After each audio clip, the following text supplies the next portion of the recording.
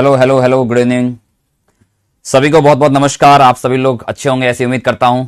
और आज हम आपके सामने लेकर आ गए हैं ऑर्गेनिक केमिस्ट्री का ऑप्टिकल आइसोमरिज्म का लेक्चर नंबर 4, और ये हमारा most probably second last lecture रहने वाला है। गुड इवनिंग एवरीवन, नमस्ते सभी को, Radhe Radhe, good evening. Good evening Priyanka, Mohammad Avesh Khan good evening, Adil good evening, Meenu good evening, Khushi, everyone good evening. कैसे आप सभी लोग, फटाफट कमेंट करके बताइए। क्या आपको मेरी आवाज आ रही है? क्या आपको मेरी आवाज आ रही है या नहीं आ रही है? क्या आपको मेरी आवाज आ रही है? एक मिनट। हेलो हेलो हेलो, आवाज तो आनी चाहिए बच्चों। क्या मेरी आवाज आपको आ रही है? जल्दी से मुझे बताइए। क्या मैं आपको दिखाई दे रहा हूं? सब कुछ ठीक लग रहा है आपको? सर आप महान हो, धन्यवाद भाई, धन्यवाद। समरीन खान, थैंक यू, तुम भी महान हो। हम सब महान हैं, हम सब महान देश के महान नागरिक हैं। ठीक है भाई, स्टार्ट करते हैं। Good night Umesh, good evening, good night, दोनों एक साथ। बढ़िया अदिति, अच्छी बात है, मैं भी अच्छा हूं। चलिए भाई,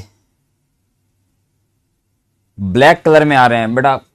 कलर तो क्या करें, अब फिजिक्स वालों ने जैसा कलर दिया वैसा ही रखेंगे, क्या करें। टी शर्ट ही ब्लैक कलर का है, क्या कर सकते हैं।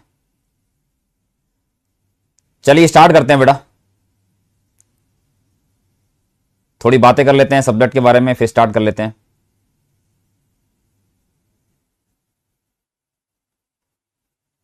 चलिए चलिए भाई, चलिए स्टार्ट करते हैं। थैंक यू बेटा प्रकाश प्रमाण, थैंक यू, धन्यवाद। तो ऐसा है कि आज का जो हमारा टॉपिक रहेगा वो रहेगा सममिति तल।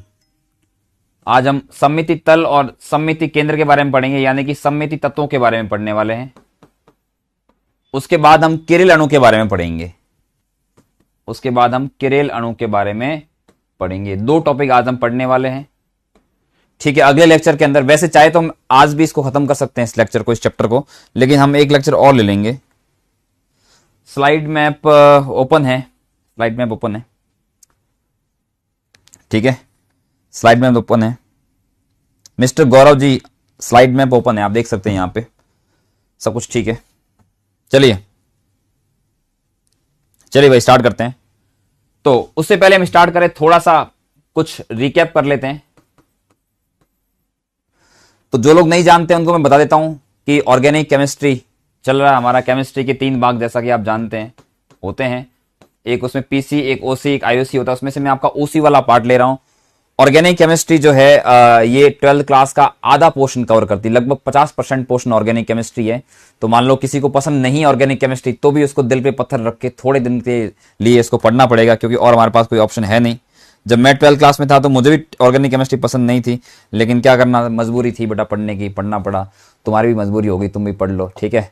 इसको निकाल के 4-6 महीने पढ़ के इसको फ्री कर लेते हैं, ठीक है। अपन कोशिश करेंगे कि हमारा सिलेक्शन नीट का जो है 12 के साथ में हो जाए, ताकि बार बार ऑर्गेनिक केमिस्ट्री में पढ़नी नहीं पड़े। हालांकि जब आप एमबीबीएस करने जाओगे तो वहां पर बायोकेमिस्ट्री और फार्माकोलॉजी जो सब्जेक्ट होंगे उसमें अच्छी खासी ऑर्गेनिक केमिस्ट्री होने वाली है, तो इतना आसानी से पीछा नहीं छूटने वाला है। बट एनीवेज कोशिश करते हैं इसको खत्म करने की।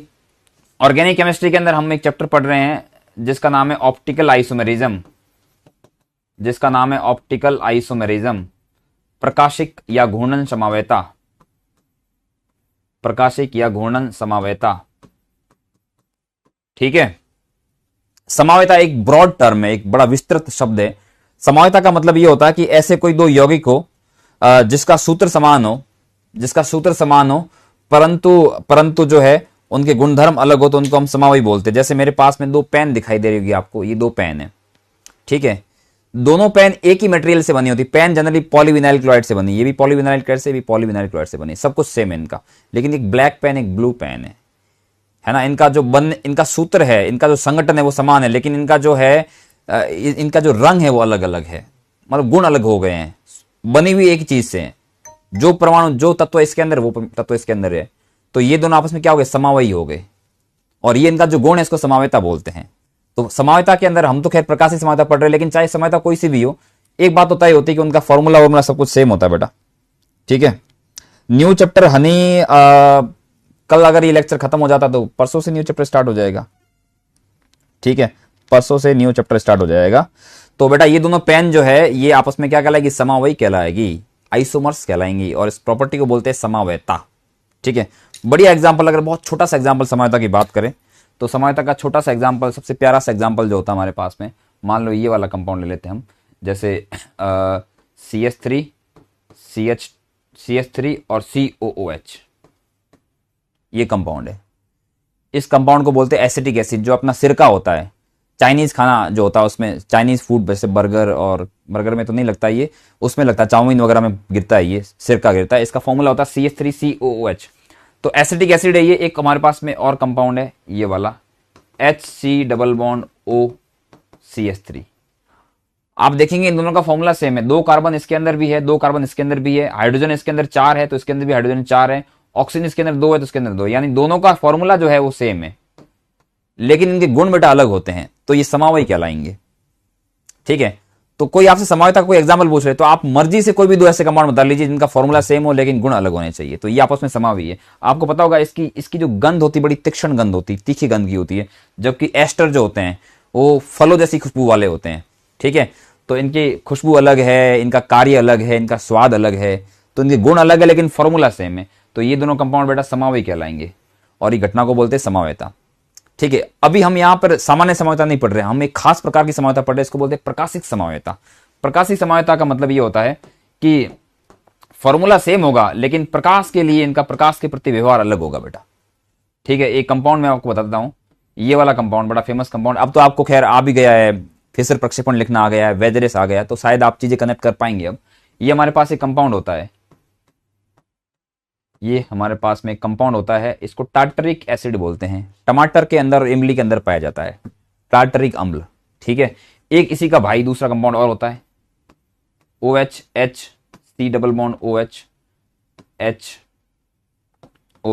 COH, ये दूसरा कंपाउंड है। इन दोनों में सिर्फ एक चीज का फर्क है, ठीक है, ये और ये आप देखोगे दोनों टार्टरिक अम्ल के रूप है, ये भी टार्टरिक अम्ल है, ये भी टार्टरिक अम्ल है, ठीक है, टार्टरिक एसिड। फर्क इस चीज का है कि ये जो ऊपर वाला कार्बन दिख रहा है, ऊपर वाला किरेल कार्बन दिख रहा है, इसके ऊपर OH इस पे राइट साइड में, H लेफ्ट में, जबकि इसके ऊपर पलट के इधर आ गया। बाकी ऊपर जो COH था इसमें भी COH ऊपर है, नीचे कार्बन पे राइट साइड में OH था, इसमें भी राइट साइड में OH, सब कुछ सेम है नीचे वाला भाग, सिर्फ इस कार्बन के ऊपर विन्यास चेंज हो गया है। इन 2 कंपाउंडों को 2 पात्रों में डालते हैं, पोलरीमीटर आता है, उसमें डाल के इसके ऊपर जब लाइट गिराई जाती है तो लाइट निकलने के बाद में इसमें से जब लाइट निकलती है तो लाइट का घूर्णन नहीं होता है। ऐसे लाइट गिरा रहे हो आप, मान लो ये लाइट आ रही है, लाइट सामान्य लाइट नहीं, PPL लाइट है, ये लाइट गिरी और गिरने के बाद ऐसे की ऐसी यथावत निकल गई, बिना किसी परिवर्तन के निकल गई। लेकिन जब इस पे लाइट गिराई तो देखा गया कि ये लाइट को इसने लाइट के तल को घुमा दिया, ऐसे जो लाइट पहले यूं आ रही थी इस तरह से ऐसे आ रही थी, अभी मुड़ के जा रही है। तो ये दोनों जो है कंपाउंड सेम ही है, फॉर्मूला सेम है, सब कुछ संरचना भी सेम है, लेकिन प्रकाश के प्रति व्यवहार अलग है। व्यवहार कैसा है, एक तो प्रकाश को घुमा नहीं रहा है, प्रकाश को छू भी नहीं रहा है, टच भी नहीं कर रहा है, उसको ऐसे कैसे जाने दे रहा है, दूसरा प्रकाश को घुमा रहा है, यानी दोनों का प्रकाश के प्रति जो है व्यवहार अलग अलग है, तो इनको प्रकाशिक समावयव बोलेंगे। यही प्रकाशिक समावयव। तो बोर्ड में सवाल आएगा बेटा 1 नंबर का आएगा, परिभाषा पूछ ली तो 1 नंबर का आएगा, लेकिन ऐसा पूछा उदाहरण सहित समझाइए तो 2 नंबर मिलेंगे आपको उसमें। तो प्रकाशिक समावयवता क्या होती है, तो आप लिखेंगे कि वे यौगिक जिनका अणुसूत्र, जिनकी संरचना समान होती है लेकिन उनका प्रकाश के प्रति, कौन सा प्रकाश, PPL समतल ध्रुवित प्रकाश के प्रति व्यवहार भिन्न होता है, उनको हम प्रकाशिक समावयव बोलते हैं। और इसके हजारों लाखों उदाहरण होते हैं। अभी तो मैं बहुत सारे एग्जाम्पल आगे लिखाऊंगा, ये तो एक एग्जाम्पल ऐसे ही मैंने अभी के लिए लिया है, ठीक है। तो ये हो जाएगा आपका प्रकाशिक समावयव कहलाएंगे, ये घटना को प्रकाशिक समावयवता बोलते हैं।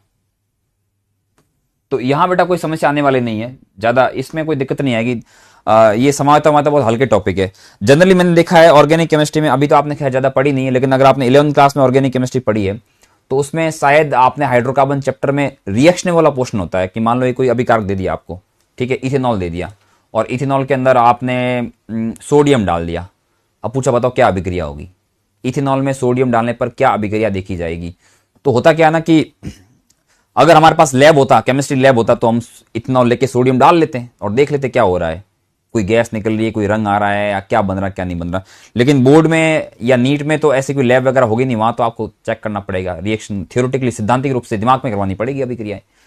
वहां आपको दिक्कत आ सकती है। बाकी ये ऑप्टिकल आइसोमेरिज्म वाइसोमेरिज्म सब फर्जी टॉपिक होते हैं, ठीक है, बच्चों वाले टॉपिक, कुछ दिक्कत नहीं आएगी। हालांकि हम लोग जब पढ़ेंगे हेलो एल्केन हेलो एरेन, तो मैं आपको 11th वाला जो है कनेक्ट करा दूंगा हाइड्रोकार्बन वाला पोर्शन, तो आपको समस्या नहीं आएगी, ठीक है। रिएक्शनों की प्रैक्टिस करने से रिएक्शन आसानी से हो जाती है। चलिए भाई स्टार्ट करते हैं। वाह भाई आदित्य कुमार, इथेनॉल के साथ अभिक्रिया करके हाइड्रोजन गैस मुक्त करती है। सही बात है, इथेनॉल में सोडियम डालने पर हाइड्रोजन गैस मुक्त होती है, जिसके बुलबुले निकलते हैं। जब उसके पास में जलती हुई तीली लेके आते तो एक पॉप साउंड आता है, ऐसा जैसे गुब्बारा फटता है ना, पट, ऐसे पॉप साउंड के साथ आता है। तो पॉप साउंड का आना मतलब ये कि वो H2 गैस थी, ठीक है। ये बात तुम जानते हो, लेकिन बाकी बच्चे नहीं जानते हैं। हम लोग ये सब करेंगे। ये कह रहा है कि स्कूल में सब ट्राई करते लैब में। बेटा मुझे लगता नहीं कि भारत के स्कूलों में इतने अच्छे लैब होते होंगे जहाँ की सारे परीक्षण करके दिखा ले, ठीक है। मैं नवोदय विद्यालय से पढ़ा हूँ जिसकी लैब बहुत अच्छी हुआ करती थी, लेकिन हमें भी लैब में ले जाके, वो हमारे सर थे, वो एक बड़ी सी ऐसी पिपेट ब्यूरेट आती, उसमें डालते थे, कुछ रंग बदलते थे, खुद ही करते रहते थे, हम खाली देखते रहते थे उनको, ठीक है। तो पूरे साल हमने ये किया। कभी कभार हम गैस जला लेते थे, इतना काम हमारा था। बाकी तो जो प्रयोग थे या तो करवाते नहीं थे या फिर खुद ही प्रयोग कर लेते थे। जब लास्ट में प्रैक्टिकल हुआ तो हमें कुछ पुड़ियाँ पकड़वा दी गई कि ये पुड़ियाँ हैं, बताओ इसमें कौन कौन सा कंपाउंड है। तो फिर हम कंपाउंड पढ़ रहे थे, कंपाउंड के बारे में लिखना था। जब लिख रहे थे, अंदर एग्जामिनर बैठा था, सर बाहर आके बोल दिया कि इस पुड़िया में ये, इसके नाम लिख लो, बस पास हो गए। ऐसे करके जुगाड़ बैठाया था, ठीक है। तो कुछ खास होता नहीं है, बट एनीवेज चलिए भाई शुरू करते हैं।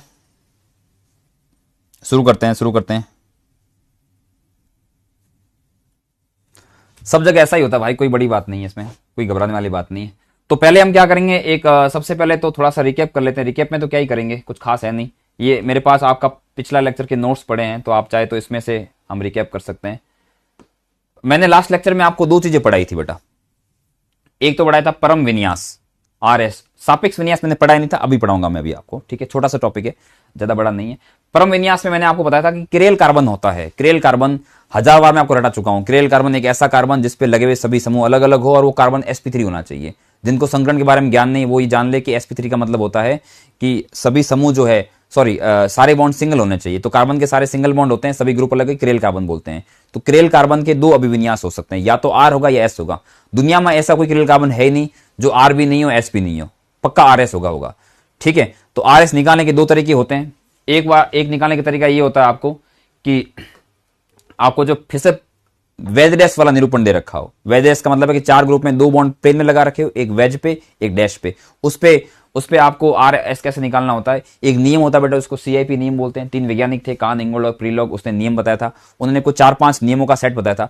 सबसे पहले उन्होंने बोला था कि आपको जो ग्रुप लगे होते क्रेल कार्बन के ऊपर, उनको जो नंबरिंग करनी होती है या वरीयता देनी होती है, तो उसके लिए आप परमाणु क्रमांक को सबसे पहले देखेंगे।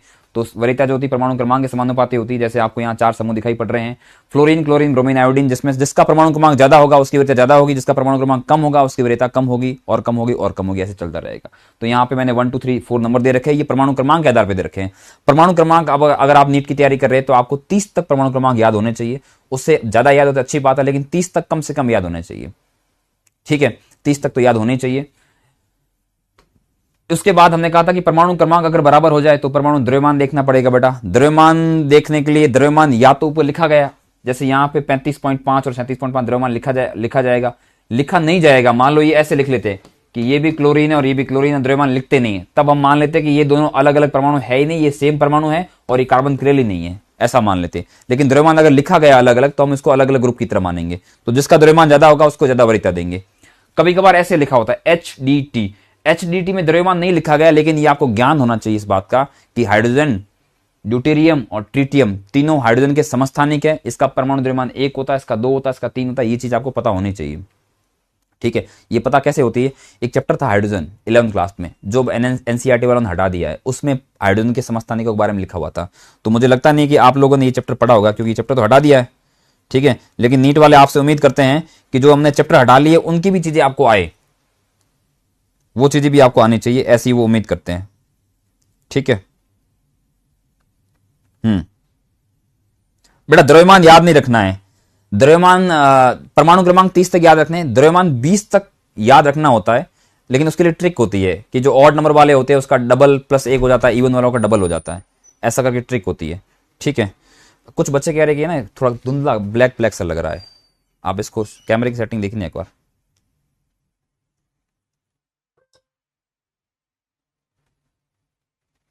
ठीक है बेटा, एक बार दिखा, कमेंट करके दिखना कि सही लग रहा है। कुछ बच्चे कह रहे हैं कि थोड़ा धुंधला सा दिखाई दे रहा है, थोड़ा ज्यादा ब्राइटनेस हुई, कम कर दो इसको। हाँ ठीक है ठीक है।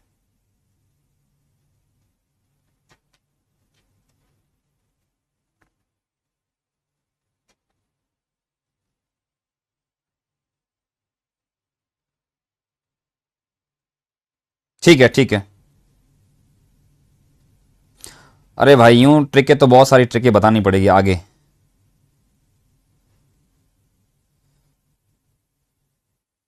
चलिए चलिए भाई चलिए, ठीक है, साफ दिखाई दे रहा है, ओके थैंक यू। हम्म। तो ये परमाणु द्रव्यमान के लिए क्या होता है ना कि परमाणु द्रव्यमान कहाँ काम आते हैं। आपने मोल कंसेप्ट पढ़ा टॉपिक, फिजिकल केमिस्ट्री अभी तक पढ़ रहे थे, तो आपके सामने जब मान लो K2SO4 आ रहा था, मान लो आपने विलियन चैप्टर पढ़ा है और विलियन चैप्टर में आपको बोल दिया कि K2SO4 50 ग्राम K2SO4 हमने 2 लीटर विलियन में घोल दिया, बताओ उसकी मोलरता ज्ञात करो। तो मोलरता के लिए क्या कर रहे थे, नंबर ऑफ मोल निकाले थे। मोल निकालने के लिए क्या कर रहे थे, द्रव्यमान बटा मोल द्रव्यमान निकाले थे। तो मोल द्रव्यमान तुम कैसे निकाल रहे थे, जब तुम्हें द्रव्यमान पता नहीं होगा तो तुम K2SO4 का मोल द्रव्यमान कैसे निकाल रहे थे। कई कई बार तो क्या होता है, मोल द्रव्यमान क्वेश्चन के अंदर दे रखा होता है, लेकिन कई बार नहीं देते। नीट वालों की मर्जी, एनसीईआरटी वालों की मर्जी, बोर्ड वालों की मर्जी, अगर नहीं दिया तो फिर तुम क्या करोगे। तो तुम्हें पता होना चाहिए कि पोटेशियम का द्रव्यमान 39 होता है, सल्फर का 32 होता है। ऐसे सभी का याद नहीं रख सकते हो, लेकिन 20 तक याद रखना होता है। उसके लिए एक ट्रिक होती है जो कभी मैं बताऊंगा समय मिला तो। ठीक है चलिए भाई, तो ये द्रव्यमान वाला सेकंड पॉइंट था। थर्ड पॉइंट ये था कि अगर अगर पहला परमाणु सेम हो जाए तो फिर उसके अगले तत्व जो होते हैं उनको देखा करते हैं, उनका परमाणु क्रमांक देखते हैं। उसके बाद तो वही यही सारे इसी एग्जाम्पल लिए थे। फिर मैंने आपको डबल बॉन्ड और ट्रिपल बॉन्ड को विदलित करना सिखाया था, उसको तोड़ना सिखाया था। तो तोड़ने का तरीका आपके सामने पड़ा है। ये बहुत ज्यादा काम नहीं आने वाले, सही बताऊं मैं आपको, ऑनेस्टली बताओ तो बहुत ज्यादा काम नहीं, बहुत हल्के क्वेश्चन आते हैं इसके ऊपर। फिर मैंने कहा था लोन पेयर अगर कहीं लगी तो लोन पेयर को लास्ट प्रायोरिटी देते हैं, मतलब 1 2 3 4 नंबर करना हो तो लोन पेयर लगी तो बिना दिमाग लगाए उसको चौथा नंबर देना है। ठीक है, ये सब मैंने इसका सारांश निकाला था। उसके बाद हमने एग्जाम्पल लिए थे कि हम किस प्रकार से आर और एस निकालते हैं। तो इसमें 2 स्टेप होते हैं। पहला स्टेप में आपको क्या करना है, किरेल कार्बन पे जो 4 ग्रुप लगे होते हैं उनको CIP नियम के आधार पर क्या करनी होती है, वरीयता देनी होती है। 1 2 3 4 नंबर देने होते हैं। उसके बाद में आपको 1 से 2 और 2 से 3 तक मूवमेंट करना होता है। और मूवमेंट करते टाइम आपको अगर लग रहा कि आपका मूवमेंट क्लॉकवाइज हो रहा है तो वो आर हो जाएगा, एंटी क्लॉकवाइज होगा तो एस हो जाएगा। लेकिन लेकिन लेकिन लेकिन इसमें ट्विस्ट है। ट्विस्ट ये है कि ये सब होने के लिए जो सबसे कम प्रायोरिटी वाला ग्रुप होता है वो कहां पे होना चाहिए, वो होना चाहिए डैश पे होना चाहिए, तभी ये क्लॉकवाइज का आर और एंटी क्लॉकवाइज का एस होता है। अगर मान लो डैश पे नहीं होता है, अगर वो वेज पे होता है तो आपका आर वाला उल्टा होकर एस हो जाएगा, एस वाला उल्टा होकर आर हो जाएगा। ये सेम का सेम तरीका जो है आप इसमें फिशर में भी यूज कर सकते हो, पर फिशर में ध्यान रखना, फिशर में जो न्यूनतम वरीयता वाला जो समूह है वो वर्टिकल लाइन पे होना चाहिए, तभी क्लॉकवाइज का आर और एंटी क्लॉकवाइज का एस होगा। अगर वर्टिकल लाइन पे नहीं हुआ तो वो उल्टा हो जाएगा, आर का एस और एस का आर हो जाएगा। ठीक है, ये कहानी होती है। अब ये सब हमने पढ़ लिया था, बढ़िया से पढ़ लिया था, और हमने एक आपको होमवर्क दिया था लास्ट में। होमवर्क कहां गया यार, होमवर्क वाली स्लाइड तो मिट गई, ये डिलीट हो गई। तो मैं आपके इसमें से देख लेता हूं, देख लेते कितने लोगों ने सही करा, कितने नहीं करा, गलत करा है। होमवर्क आप लोग कॉपी में देखिए अपने, मैं उसका आंसर बता देता हूं आपको।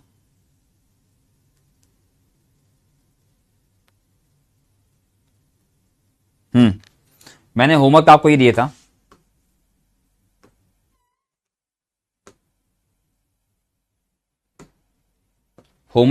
था, एक ऐसा कंपाउंड दिया था CHO Br और H और CH3, यहां पर Cl और यहां पे CH3।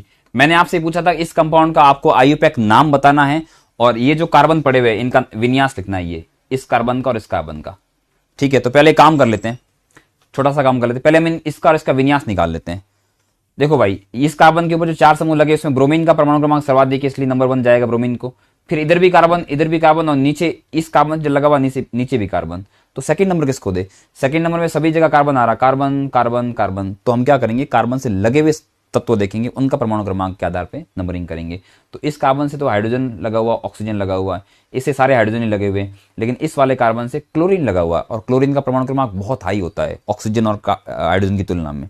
तो यानी कि नीचे वाले लाइन को हम सेकंड नंबर दे देंगे, फिर ऑक्सीजन वाले को थर्ड, इसको फोर्थ दे देंगे। अब आप रोटेशन करवाइए, 1 2 3 वाला रोटेशन आ रहा है क्लॉकवाइज का होना तो आर चाहिए नियम से, कायदे से, लेकिन चौथा वाला ग्रुप इस रेखा पर है, इस हॉरिजॉन्टल रेखा पे है, इसलिए हम इसका उल्टा करके S कर देंगे। तो ये तो S वाला कार्बन हो जाएगा। इसका निकालना इसी तरह से, इसका निकालेंगे तो यहां पर क्लोरीन को नंबर 1 दे देंगे, फिर ऊपर वाला जो समूह जा रहा है उसको नंबर 2 देंगे, इस कार्बन को नंबर 3 देंगे, हाइड्रोजन को नंबर 4 देंगे, फिर से 1 2 3 आएंगे। अगेन आपका आ रहा है ये भी आपका एंटी, ये भी आपका क्लॉकवाइज आ रहा है, तो क्लॉकवाइज का R होगा, लेकिन ये भी S हो जाएगा क्योंकि चौथा वाला ग्रुप जो है ये हॉरिजॉन्टल लाइन पे, तो ये भी S हो जाएगा। तो ये तो तय हो गया कि ये भी कार्बन S है, ये भी S है, दोनों S हो गया। अब इनका नाम लिखना, तो नाम लिखने के लिए भैया देखो ऐसा है कि इससे डायरेक्ट तुम नाम लिख पाओ तो बढ़िया बात है, अगर नाम नहीं लिख पाते हो तो मैं इसका सरल वाला रूप बना लेता हूं। कैसे बनाएंगे, ये क्या लिखा हुआ है, CHO लिखा हुआ है, CHO लिखा हुआ, फिर क्या है आगे, कार्बन है, कार्बन पे कौन है, ब्रोमीन है और CH3 है, फिर कौन है, फिर से कार्बन है, कार्बन पे कौन लगा हुआ है, एक तो H लगा हुआ है और एक क्लोरीन लगा हुआ है, फिर नीचे CH3 है। इसका नामकरण करना है, नामकरण करने के लिए ट्रिक होती है बेटा CNN, CN मतलब चेन सिलेक्शन, नंबरिंग, नेमिंग, श्रृंखला का चयन, अंकन और नामकरण। ठीक है, बहुत इसमें भी कुछ जुगाड़ होते हैं जिससे आप किसी भी कमांड का बहुत आसानी से नाम लिख सकते हो। जुगाड़ का हमारे पास अभी टाइम नहीं है तो मैं तो डायरेक्ट लिख रहा हूं, पर आप देखिए कि इसमें चेन ये वाली मेन चेन होगी, ये इसकी मुख्य श्रृंखला होगी, पेरेंट कार्बन चेन बोलते हैं इसको, PCC बोलते हैं। नंबरिंग कहां से होगी, जो क्रियात्मक समूह है वहां से नंबरिंग होगी। तो क्रियात्मक समूह इसमें देखो, ये एल्डिहाइड क्रियात्मक समूह है, ब्रोमीन क्रियात्मक समूह है, क्लोरीन क्रियात्मक समूह है ना। नीट में अगर सवाल आता है कि इसमें कितने क्रियात्मक समूह है तो 3 क्रियात्मक समूह है, लेकिन मुख्य क्रियात्मक समूह इसमें कौन हो जाएगा, एल्डिहाइड हो जाएगा, क्योंकि वो जो श्रेणी होती है क्रियात्मक समूह वाली उसमें एल्डिहाइड ऊपर आता है, जब क्लोरीन को यहाँ उस श्रेणी के अनुसार क्रियात्मक समूह मानते ही नहीं है। ठीक है, तो नंबर 1 इसको जाएगा, नंबर 2 इसको, नंबर 3 इसको, नंबर 4 इसको। अब देखो 2 पे ब्रोमो लगा हुआ, 3 पे क्लोरो लगा हुआ है। ठीक है, पहले ही बताओ 2 के ऊपर विन्यास क्या था, 2 के ऊपर S विन्यास था, 3 के ऊपर भी S विन्यास था, तो 2S 3S। फिर क्या लिखेंगे आगे, 2 ब्रोमो, 2 ब्रोमो, 3 क्लोरो और 4 कार्बन की चेन है इसलिए इसको बोलेंगे ब्यूटेन। और एल्डिहाइड कहां लगा, 1 पे लगा हुआ, तो 1 को लिखना जरूरी नहीं होता है, इसलिए डायरेक्ट मैंने ब्यूटेनल लिख लिया। एल्डिहाइड के लिए AL लिखते हैं, कुछ बच्चे क्या करते हैं ना, एल्डिहाइड को पूरा एल्डिहाइड लिखते हैं, एल्डिहाइड नहीं लिखना होता, AL लिखता होता, AL ब्यूटेनल हो जाएगा। और 1 लिखना जरूरी नहीं है, क्योंकि अगर 1 नहीं लिखते तो 1 माना जाता अपने आप, तो यहां मैंने लिखा नहीं कि ब्यूटेन 1, इसका मतलब 1 माना जाएगा। तो ये इसका आयुपैक नाम था, ये इसका आयुपैक नाम था। तो मैं उम्मीद करता हूं कि आप लोगों ने सही नाम देने की कोशिश करी होगी। आई होप कि आप लोगों ने पिनेस 2S 3S 3 bromo 3 chloro methyl butanal. ठीक है ठीक है, कैलाश कैलाश, मिथाइल नहीं मेरे भाई, methyl, okay okay okay okay okay okay okay, sorry sorry sorry sorry sorry sorry sorry, methyl भी तो है, हाँ भाई मिथाइल भी तो है, क्षमा करो भाई, मुझे क्षमा कीजिए इसके लिए, मिथाइल भी तो है। तो 2 ब्रोमो 3 क्लोरो, फिर यहां पे और लिख देंगे 2 मिथाइल, ये बीच में लगा देंगे, कहां लगा देंगे, ये क्लोरो और ब्यूटेन के बीच में लगा देंगे। ठीक है, ये में से चूक में हो गया, गलती से हो गया, मिथाइल भी लगा देंगे बीच में यहां पर। ठीक है ठीक है ठीक है ठीक है, हो गया, डन। ठीक है, चलो भाई ये खत्म हुई कहानी, आगे बढ़ते हैं, फटाफट से नया टॉपिक स्टार्ट करेंगे। नया टॉपिक हमारे पास में है, अच्छा एक चीज और रह गई थी इसमें, रह तो क्या गई, मतलब मैंने सारा पढ़ा लिया, पर एक कई बार आपको अटका सकते हैं नीट वाले। कैसे अटकाएंगे, मैंने आपको बोला था कि वेज डैश वाले के अंदर आपको RS करना है तो आपको 1 2 3 4 करना होता है, फिर क्लॉकवाइज जाना होता है, क्लॉकवाइज में क्लॉकवाइज चले गए तो R आएगा, एंटी क्लॉकवाइज चले गए तो S आएगा। लेकिन उसके लिए जो आपका लोएस्ट प्रायोरिटी ग्रुप है जिसको LPG बोलते हैं वो डैश पे होना चाहिए, अगर वो वेज पे होगा तो उल्टा कर देंगे। ठीक है, ये बात आपको यहां तक तो पता है, लेकिन अगर वो ग्रुप जो है चौथे वाला वो ना डैश पे हुआ और ना वेज पे हुआ, तब तुम क्या करोगे, तब तुम क्या करोगे। जैसे मान लो इन्होंने ये दे दिया तुम्हें CH3H, ये दे दिया क्लोरीन और क्लोरीन, तुमसे पूछे बताओ इसका RS करके बताओ, तो इसमें तुम नंबरिंग करोगे सबसे पहले, कैसे, क्लोरीन को नंबर 1 दोगे, फ्लोरीन को नंबर 2 दोगे, कार्बन को नंबर 3 दोगे और इसको 4 नंबर दोगे। ठीक है, अब तुम कहोगे हम क्लॉकवाइज होगा तो R, एंटी क्लॉकवाइज, लेकिन क्लॉकवाइज का R और एंटी क्लॉकवाइज का S तब होता है जब लोएस्ट प्रायोरिटी ग्रुप यानी कि चौथे वाला जो ग्रुप है ये वाला, ये कहां पे होना चाहिए, डैश पे होना चाहिए, तब क्लॉकवाइज का R होता है, एंटी क्लॉकवाइज का S होता है। और अगर ये वेज पे हुआ तो क्लॉकवाइज का फिर R की बजाय S हो जाएगा। लेकिन ये वाला चौथा ग्रुप ना तो वेज पे है ना डैश पे है ना, ये डैश है और ये वेज, चौथा ग्रुप तो प्लेन में पड़ा है, तब तुम क्या करोगे, तब तो ऐसी कोई बात करी नहीं थी हमने। तो क्या बता सकते हो उस केस में क्या कर सकते हैं हम। हीरू सोनी कह रहा है, हीरू साहू कह रहा है ये मेरा डाउट था। ठीक है, अच्छी बात, डाउट था तो। उस केस में कुछ नहीं करना होता मेरे भाई, बहुत आसान काम है। कैलाश सोलंकी, आप ऐसे नहीं निकाल सकते हो, इसके लिए कुछ अलग तरीका करना पड़ता है। देखो ऐसा है, जितने भी आपने वेजरेस लिखे उनको मैंने आपको फिशर में रूपांतरित करना, कन्वर्ट करना सिखाया था। तो आपको कभी भी लगे ना कि वेजरेस वाला बन नहीं रहा है, चाहे वो लोएस्ट प्रायोरिटी ग्रुप, चाहे वेज पे हो डैश पे हो, लेकिन आपको कठिनाई हो रही है उसमें, देखने में अच्छा नहीं लग रहा देखने में आपको, तो तुम तो सीधा फिशर में कन्वर्ट करो, फिर 1 2 3 प्रॉब्लम करके कर लो। अब जब भी ये लोएस्ट प्रायोरिटी ग्रुप जो है ये आपका ये इस प्लेन में होता है तो दो तरीके होते हैं। या तो क्या करते हैं, इस मॉलिक्यूल को यूं पकड़ के घुमा के इसको डैश वेज पे लेके आ जाते हैं, जो डिफिकल्ट काम है, जेई में पढ़ाया जाता है, नीट में इतना डिफिकल्ट पूछते नहीं है। तो इसका सरल तरीका यही है कि आप इसको फिशर में कन्वर्ट कर लीजिए और फिर इसका आरएस निकाल लीजिए। फिशर में जाएगा तो चौथा ग्रुप या तो वर्टिकल लाइन पे होगा या ओरिजेंटल पे होगा, और तो कहीं जा नहीं सकता है। और वहां तो हम जानते हैं वर्टिकल का क्या होता है, ओरिजेंटल का क्या होता है। तो मैं क्या करता हूँ, इसको फिशर में कन्वर्ट कर लेता हूँ फटाफट से। तो फिशर में कन्वर्ट करना सीखा था मैंने आपको कि जो प्लेन वाले बॉन्ड होते हैं इसको इस खड़ी रेखा पे रखना होता है, और ये वेज डैश को रखना होती है तिरछी रेखा पे। अब इसमें जो ऊपर है उसको ऊपर रख लो CH3, और जो H है नीचे, इसको नीचे रख लो। बाकी जो आपका ये आपका डैश वाला होता है वो जहां होता है वहीं रखते हैं, वेज वाले को पलट के उधर ले जाते हैं। अब ये हो गया। अब तुम इसका नाम, अब इसका तुम देख लो, क्लोरीन, फ्लोरीन, कार्बन और ये हाइड्रोजन, 1 2 3 4 कैसा आ रहा बेटा, क्लॉकवाइज। क्लॉकवाइज मतलब आर, इसका आर विन्यास हो जाएगा। तो जब कभी भी चौथा ग्रुप जो है, चौथा ग्रुप अगर आपका कहाँ पे हो, प्लेन में हो, तो फिर तुम फिशर में कन्वर्ट करके कर दो। और मैं तो बल्कि ये भी कह रहा हूँ, तुम्हें जो मैंने ये वाले सिखाए थे, इस तरह के जो ग्रुप सिखाए थे, इस तरह के जो सिखाए थे, मान लो आपको एसओ में भी दिक्कत आ रही है, फॉर एग्जाम्पल आपको इसका आरएस करना है और आपको अच्छा नहीं लग रहा है ये रूप, तो तुम इसको फिशर में कन्वर्ट कर लो। फिशर में कन्वर्ट करने के बाद में 1 सेकंड हो जाता है, फिशर में आसानी से हो जाता है। ठीक है, तो ये भी कर सकते हो। पर आपको लगता है हम तो डायरेक्ट भी ऐसे कर लेंगे सर, तो आपकी इच्छा है, आपकी मर्जी। चलिए भाई, ये कहानी खत्म हुई, आगे बढ़ते हैं। अब हम पढ़ेंगे डीएल विन्यास।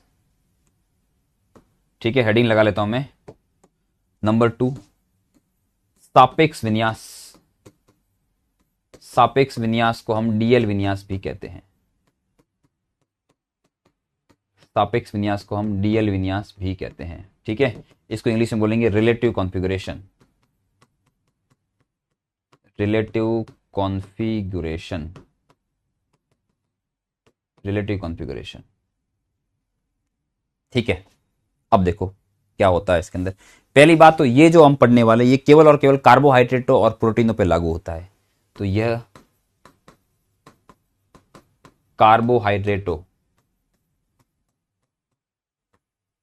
व प्रोटीन बने होते अमीनो अम्लों के, तो उस पर लागू होता है, ये एमिनो अम्लों पर लागू होता है।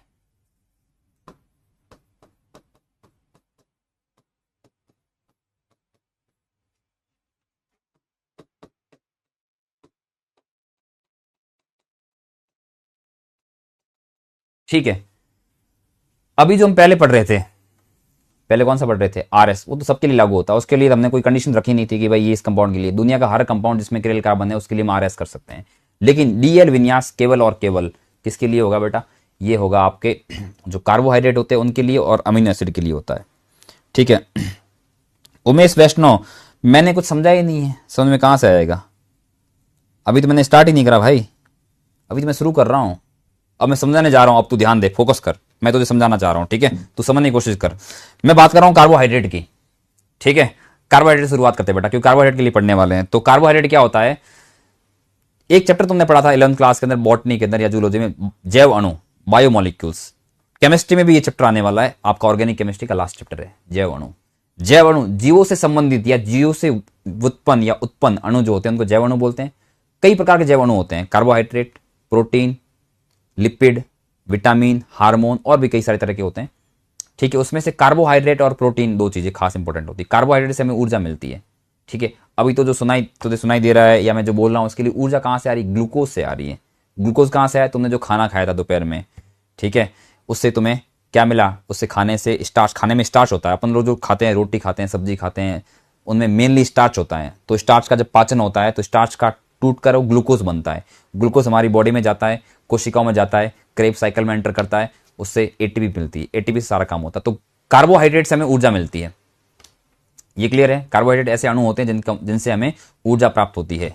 ठीक है, अगर तुम कार्बोहाइड्रेट खाना बंद कर लोगे और तुम केवल प्रोटीन खाओगे, वसा खाओगे, तो तुम्हें ऊर्जा की कमी हो जाएगी। ठीक है, फिर तुम्हें एनर्जी नहीं रहेगी। तो इसलिए बोलते हैं ना कि अपने डाइट संतुलित होनी चाहिए, उसमें सभी प्रकार के घटक होने चाहिए। ये तो हो गया कार्बोहाइड्रेट।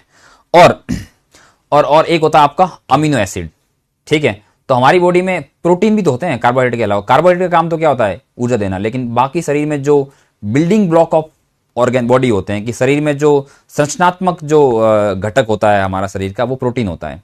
प्रोटीन हर जगह पाया जाता है, जैसे आपके हार्मोन प्रोटीन है, ठीक है। आपकी बॉडी में सारे एंजाइम प्रोटीन है बेटा। आपकी बॉडी में जो एंजाइम पड़े हैं, एंजाइम क्या करे, जो जैव रासायनिक अभिक्रिया, हमारे शरीर में करोड़ों अभिक्रिया होती है, उन अभिक्रियाओं को दर बढ़ाने वाले जो कंपाउंड होते हैं उनको एंजाइम बोलते हैं, उत्प्रेरक बोलते हैं, जैव उत्प्रेरक बोलते हैं। वो सारे सारे प्रोटीन होते हैं। एक अपवाद है खाली राइबोजाइम। तो एंजाइम प्रोटीन है हमारे बॉडी के अंदर। हार्मोन मोस्टली प्रोटीन होते हैं।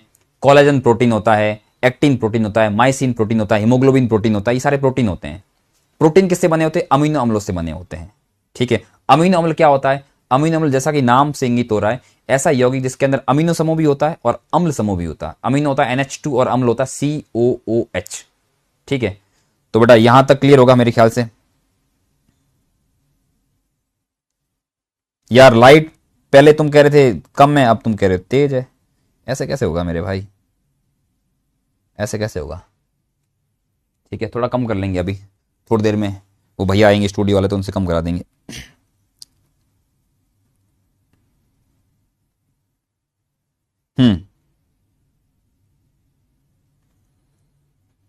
प्रतीक कह रहा कि सर आप बॉट नहीं पढ़ाई है। बेटा मैं केमिस्ट्री पढ़ाने से पहले बायो पढ़ाया करता था, लेकिन फिर मैंने बायो से त्याग पत्र दे दिया और मैं केमिस्ट्री में आ गया। मैं और मेरा मित्र पढ़ाता था केमिस्ट्री और मैं बायो पढ़ाता था। फिर मेरे मित्र ने केमिस्ट्री छोड़ दी और मैंने बायो छोड़ दी, ठीक है। चलिए, तो पहले हम बात करेंगे कार्बोहाइड्रेट के बारे में। कार्बोहाइड्रेट क्या होता है और अमीनो अम्ल क्या होता है, इसके बारे में बात करेंगे। फिर हम डीएल विन्यास करते हैं, फटाफट करते हैं, छोटा टॉपिक है। पहले बात करेंगे कार्बोहाइड्रेट की। कार्बोहाइड्रेट कार्बोहाइड्रेट देखो, यूं तो सुनने में आसान लगता है। किसी बायोलॉजी वाले से पूछोगे ना कार्बोहाइड्रेट क्या होता है, तो वो तो बोल देंगे कि कार्बोहाइड्रेट वो यौगिक है जिससे आपको ऊर्जा मिलती है, और ये बात सही भी है। लेकिन केमिस्ट्री वालों से पूछो कार्बोहाइड्रेट क्या होता है, तो ऊर्जा वाली बात तो हल्की हो गई। असली बात यह है कि कार्बोहाइड्रेट ऐसे कंपाउंड होते हैं जिसमें एल्डिहाइड या कीटोन समूह होता है, जिसमें एक से अधिक एल्कोहल वाले हाइड्रोक्सी समूह होते हैं, और जिसमें किरेल कार्बन भी होते हैं, वो कार्बोहाइड्रेट होता है। तो इसकी असली परिभाषा ऐसे होती है, polyhydroxy polyhydroxy polyhydroxy chiral carbon युक्त एल्डिहाइड या कीटोन क्या कहलाते हैं, कार्बोहाइड्रेट कहलाते हैं, ठीक है। उदाहरण देख लो भाई, उदाहरण देख लो फटाफट। दोबारा बोलो मीनिंग क्या है इसका। मीनिंग ये है, इसका मीनिंग देखो, इस पूरी कहानी का मतलब ये है, पॉलीहाइड्रोक्सी मतलब ये जो OH समूह होता है ना बेटा, उसको हाइड्रोक्सी बोलते हैं। पॉली का मतलब क्या होता है, दो या दो से अधिक। जहां कहीं भी बहु वर्ड आता है, बहुलक या बहुलीकरण, ठीक है, बहुहाइड्रिक, बहु का मतलब होता है दो या दो से अधिक। तो पॉलीहाइड्रोक्सी का मतलब है कि OH की संख्या दो या दो से अधिक होनी चाहिए, पहली बात। फिर क्या लिखा, किरेल कार्बन युक्त, कि इसके अंदर ऐसा कार्बन भी होना चाहिए जिसपे लगे हुए सभी समूह अलग अलग हो, तो किरेल कार्बन भी होना चाहिए। किरेल कार्बन का मतलब है कि 1, 2, 3 और चारों ग्रुप अलग अलग हो। फिर क्या लिखा है, एल्डिहाइड या कीटोन समूह भी होना चाहिए उसमें। एल्डिहाइड क्या होता है, CHO, और कीटोन क्या होता है, CO। तो जहां कहीं भी आपको ये सारी शर्तें पूरी दिखाई देगी, वो कंपाउंड कार्बोहाइड्रेट कहलाएगा। तो मैं आपके सामने कुछ कंपाउंड रख रहा हूं, आप मुझे बताएंगे इनमें कार्बोहाइड्रेट कौन है। तो मान लो मैंने लिख दिया CH3 CHOH CHO, ठीक है। फिर मैंने दूसरा रख लिया CH3 CHOH CHOH, ठीक है, COOH। फिर मैंने तीसरा कंपाउंड तुम्हारे सामने रख लिया CH3 CHOH और एक minute, OH CH CHO CH2OH। ये तुम्हारे सामने तीन कंपाउंड पड़े हैं। तुम्हें अगर परिभाषा समझ में आ गई है, ठीक है, तो तुम मुझे बताओ इनमें से कौन सा कंपाउंड कार्बोहाइड्रेट है। इसमें से कौन सा कंपाउंड कार्बोहाइड्रेट है, इन तीनों में से कौन सा कंपाउंड कार्बोहाइड्रेट है, 1, 2 या 3। कंडीशन देख लेना बेटा, किरेल कार्बन होना चाहिए। कितने किरेल कार्बन, 1, 2, 3, कोई फर्क नहीं पड़ता। OH की संख्या 2 या 2 से अधिक होनी चाहिए, और या तो एल्डिहाइड ग्रुप होना चाहिए CHO, या कीटोन ग्रुप होना चाहिए। कीटोन ग्रुप होता है CO। ठीक है, तो या तो एल्डिहाइड या फिर कीटोन समूह होना चाहिए। तो बताओ 1 2 3 में कार्बोहाइड्रेट कौन है?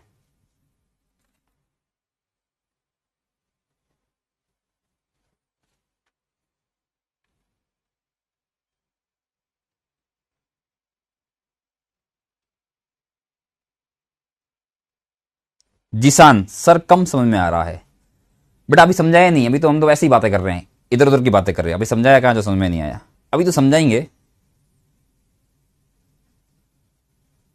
आएगा बेटा, समझ में आएगा, जरूर आएगा। आज नहीं तो कल कभी तो आएगा।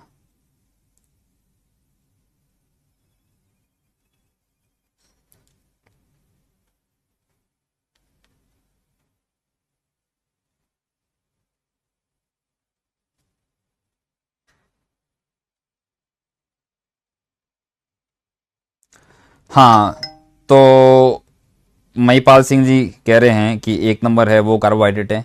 मोहम्मद कामिल जी कह रहे हैं कि 3 नंबर कार्बोहाइड्रेट है। रोहित कुमार कह रहे हैं दूसरा भी कार्बोहाइड्रेट है, तीसरा भी कार्बोहाइड्रेट है। अमन भी कह रहा है कि दूसरा तीसरा कार्बोहाइड्रेट है। और नीलम जी कह रहे हैं 1 और 3। ठीक है बेटा, ऐसा नहीं होगा, ऐसा नहीं होगा, ऐसा नहीं होगा, ऐसा नहीं होने वाला है।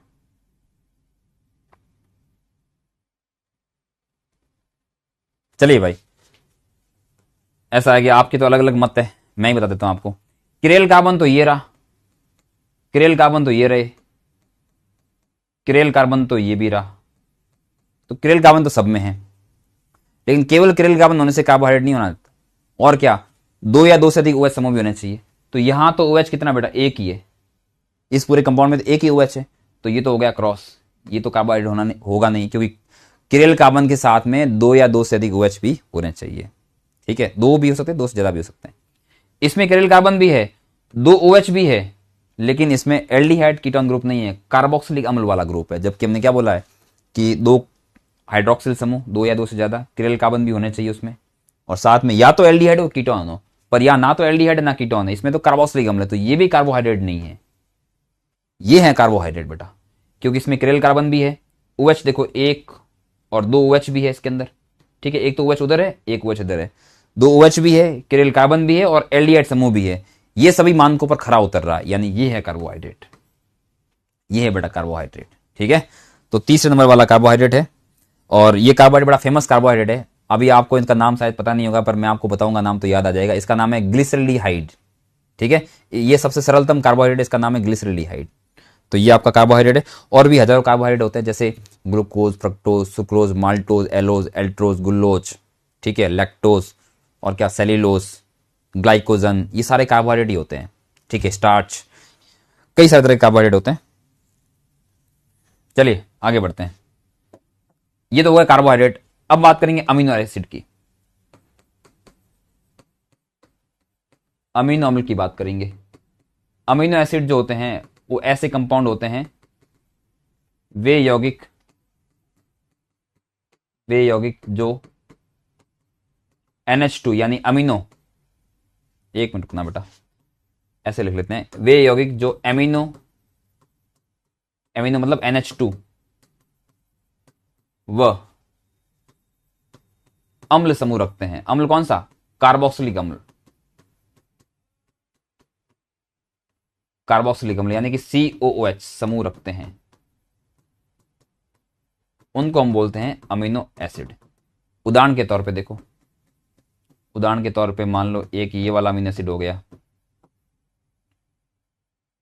ये CH3 CH2, और ये नहीं मजा नहीं गया इसमें, CH3 CH NH2 और COH। देख रहे हो, इसके अंदर कार्बोक्सिलिक समूह भी है और अमीनो समूह भी है। बस इतना ही है, NH2 होना चाहिए और COH होना चाहिए, अमीनो एसिड कहलाएगा। इस अमीनो एसिड को हम बोलते हैं एलेनिन, इसको हम एलेनिन बोलते हैं।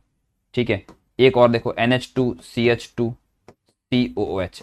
अमीनो एसिड में क्रेल कार्बन करना जरूरी नहीं है, हालांकि बहुत सारे अमीनो एसिड में क्रेल कार्बन होता है, लगभग सभी में होता है, पर जरूरी नहीं क्रेल कार्बन। क्रेल कार्बन नहीं होगा तभी अमीनो एसिड हो जाएगा। अमीनो एसिड के लिए इतना है कि NH2 और COH ग्रुप होना चाहिए।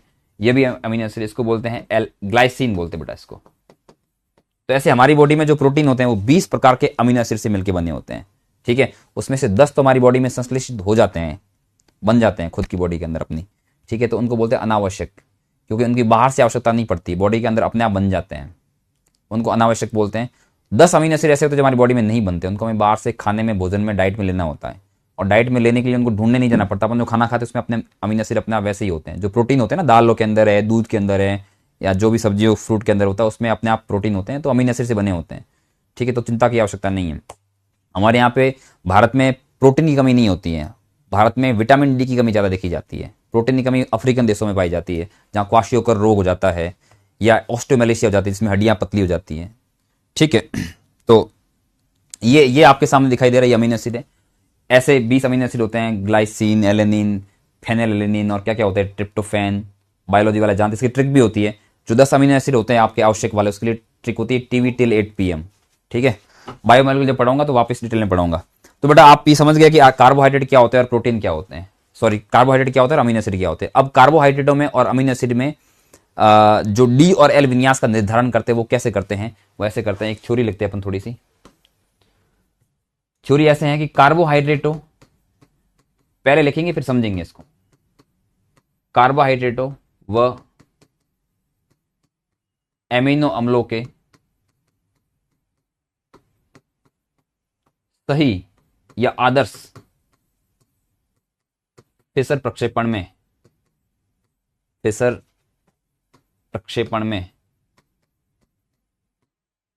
अंतिम किरेल कार्बन पर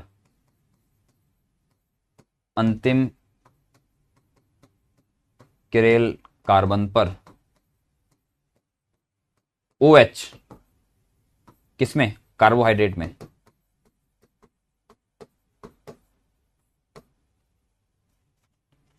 या OH कार्बोहाइड्रेट ऑब्लिक लगा करते हैं NH2 एमिनो अम्ल में। OH या NH2 की स्थिति दो प्रकार से हो सकती है। कैसे होगी, अगर दाईं तरफ होगी, ठीक है, या इसी में लिख लेता हूं, स्थिति दाईं तरफ होती है, राइट साइड में होती है,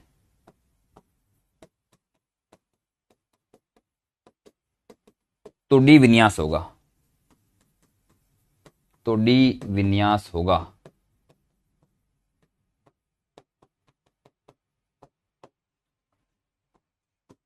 तथा बाईं तरफ होने पर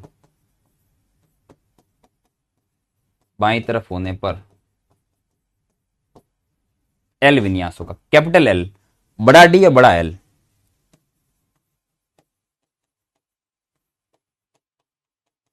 ये कहानी इतनी सी, अब यूं समझ में नहीं आ रही होगी आपको, है ना, थ्योरी से, एग्जांपल समझते हैं।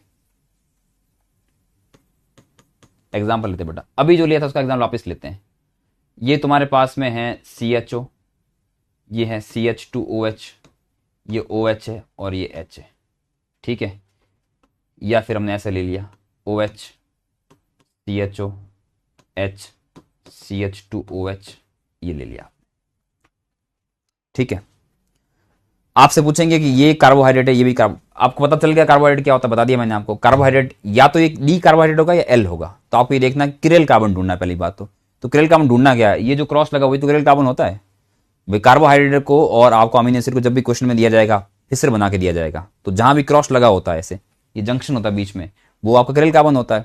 तो ये रूल ये कहता है कि अंतिम किरेल कार्बन के ऊपर OH अगर राइट साइड में हुआ तो डी और लेफ्ट साइड में होता है एल, ठीक है। तो ये तो है ग्लिसरल्डिहाइड है, इस कंपाउंड का नाम है ग्लिसरल्डिहाइड, ठीक है। ये भी वही कंपाउंड है, सेम ही है, ग्लिसरल्डिहाइड। बस आपसे पूछेंगे कि एल कौन सा और डी कौन सा है, तो तुम क्या करना, ये किरेल कार्बन देख लो, अंतिम किरेल कार्बन बोलो या पहला बोलो, इसमें तो एक ही किरेल कार्बन है, तो उसको यही अंतिम है, यही प्रथम है, ठीक है। तो आपको देखना OH की स्थिति कहां पर है, तो OH बेटा इसमें राइट साइड में, तो इसलिए ये डी हो जाएगा, ठीक है। इसमें OH कहां पर है, लेफ्ट साइड में, तो ये एल हो जाएगा, ठीक है। तो ठीक है, ये आपका डी और एल हो जाएगा ऐसे। चैट में फालतू बातें नहीं करनी बेटा, डिस्टरबेंस करोगे तो ब्लॉक कर दिए जाओगे, सीधी सी बात है।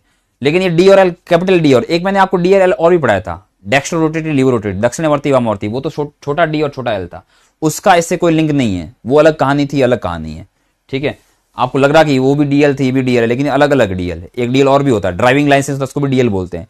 तो हर डीएल का मतलब एक जैसा नहीं होता, अलग अलग जगह पर डीएल का मतलब अलग अलग होता है। ठीक है, तो ये हो गया। लेकिन एक बात लिखी गई यहां पर, और बात क्या लिखी गई है कि ये जो आपका जो है फिसर प्रक्षेपण जो है ना, वो सही होना चाहिए, आदर्श होना चाहिए।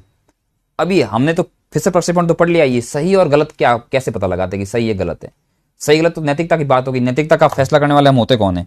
ठीक है, तो देखो ऐसा होता है, फिसर प्रक्षेपण वैसे सारे सही माने जाते हैं, लेकिन यहां पे डीएल निकालने के लिए ये जरूरी है कि फिसर प्रक्षेपण आदर्श होना चाहिए, और आदर्श फिसर प्रक्षेपण में जो क्रियात्मक समूह होता है, मुख्य क्रियात्मक समूह, वो सबसे टॉप पे होना चाहिए, और कार्बन की श्रृंखला का होनी चाहिए, एकदम उधर होनी चाहिए, तभी वो आदर्श फिसर माना जाता है। ठीक है, इस बात को लिख के फिर इसका एग्जाम्पल लेके समझते हैं। ठीक है, धन्यवाद, जल्दी आ गया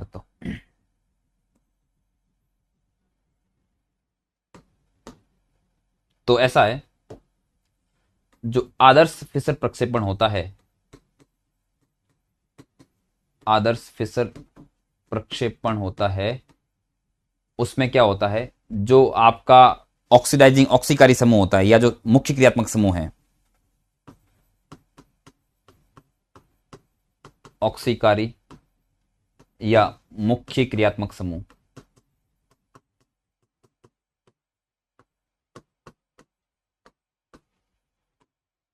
शीर्ष पर होना चाहिए, एकदम टॉप पोजीशन पे।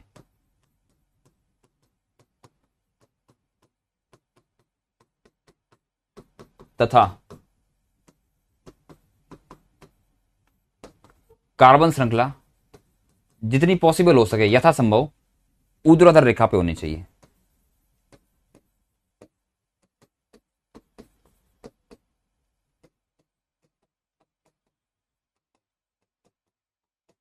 और मान लो ऐसा नहीं होता जैसे मैंने लिखवाया, तो आपको क्रियल कार्बन के ऊपर 2 इंटरचेंज लगाने होते हैं, 2 इंटरचेंज लगा के उसको आदर्श फिसर में कन्वर्ट करना पड़ता पहले। ठीक है, तो इस बात को लिख लेते हैं, फिर एग्जांपल लेते बेटा। यदि आदर्श फिसर प्रक्षेपण नहीं होने पर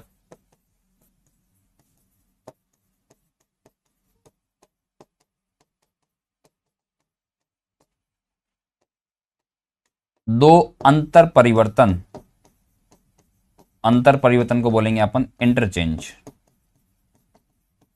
2 अंतर परिवर्तनों द्वारा, यानी 2 इंटरचेंज द्वारा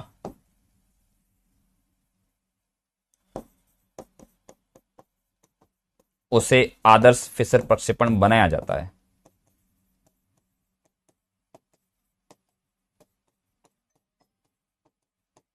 बनाया जाता है। एग्जाम्पल देखो, ये मैं एग्जाम्पल समझा रहा हूं आपको। ठीक है, मान लो आपको ऐसा कंपाउंड दे दिया, ठीक है, ये यहां पे दे दिया COH, यहां पे NH2, ठीक है, या इधर NH2 दे दिया, इधर H दे दिया, इधर आपको दे दिया CH3। आपसे पूछ ले कि भैया ये जो अमीनो एसिड है ये D वाला के L वाला है, तो मैंने आपको ऐसा बोला है कि ये जो क्रियल कार्बन होता है उसके ऊपर या OH या NH2, OH तो किस में होता है, कार्बोहाइड्रेट में, NH2 होता है अमीनो एसिड में, या NH2 लगा हुआ है और ये एसिड वाला ग्रुप है, तो पक्का ये अमीनो एसिड है। तो अमीनो एसिड के अंदर जो NH2 होता है बेटा, ये ना, ये कहाँ होना चाहिए, राइट साइड में होना चाहिए। अगर राइट साइड में हुआ तो ये D कहलाएगा, अगर लेफ्ट साइड में हुआ तो L कहलाएगा। ठीक है, तो देख लो ये NH2 कहां पर, राइट में कि लेफ्ट में, तो ये लेफ्ट में लगा हुआ है, उधर उधर बाईं तरफ लगा हुआ है, तो ये L अमीनो एसिड है। ये कौन सा अमीनो एसिड है बेटा, L अमीनो एसिड। इसका नाम अगर आपने को आता तो अच्छी बात है, नहीं आता तो कोई बात नहीं, आगे हम अमीनो एसिड लिख लेंगे। ठीक है, ये हो गया। अब आपसे कोई पूछ ले कि बताओ ये वाला अमीनो एसिड है, यहां पे लिख लिया हुआ COH, यहां पे मान लो H लिख दिया, ठीक है, और यहां पे CH3 लिख लिया, और यहां पे NH2 लिख लिया, यहां पे H लिख लिया, और यहां CH3 लिख लिया। बोले बताओ इस अमीनो एसिड का बताओ विन्यास D है कि L है? तो पहली बात भैया, ये जो अमीनो एसिड दिखाई दे रहा ना, ये इसका जो मैंने फिसर प्रक्षेपण लिखा है, ये आदर्श फिसर प्रक्षेपण नहीं है। ये हमने कैसे निर्धारित किया, देखो ना, ये इसका जो मुख्य क्रियात्मक समूह है कार्बोक्सिलिक अम्ल।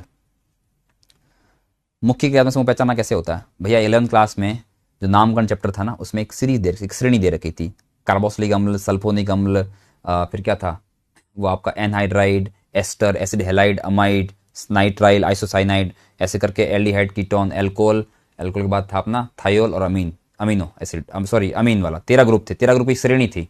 तो श्रेणी में जो सब पहले आता है ना वो अगर मान लो कोई 2 ग्रुप प्रेजेंट है तो उस श्रेणी में जो पहले आता है उसको मुख्य क्रियात्मक समूह मानते हैं। तो यहाँ जो भी ग्रुप प्रेजेंट है NH2 वगैरह वगैरह जो भी, उसमें ये COH जो है उस श्रेणी के अनुसार पहले आता है, तो ये मुख्य क्रियात्मक समूह है। ठीक है, उतना आपको कहानी याद नहीं है तो ये ध्यान रखना कि अमीनो एसिड के अंदर COOH होता है, वो मुख्य क्रियात्मक समूह होता है, और एल्डिहाइड और जो कार्बोहाइड्रेट होता है उसके अंदर जो CHO होता है, एल्डिहाइड ग्रुप होता है, वो आपका मुख्य क्रियात्मक समूह होता है। अगर आपको श्रेणी याद नहीं है तो आप ऐसे रट लीजिए अभी के लिए, ठीक है।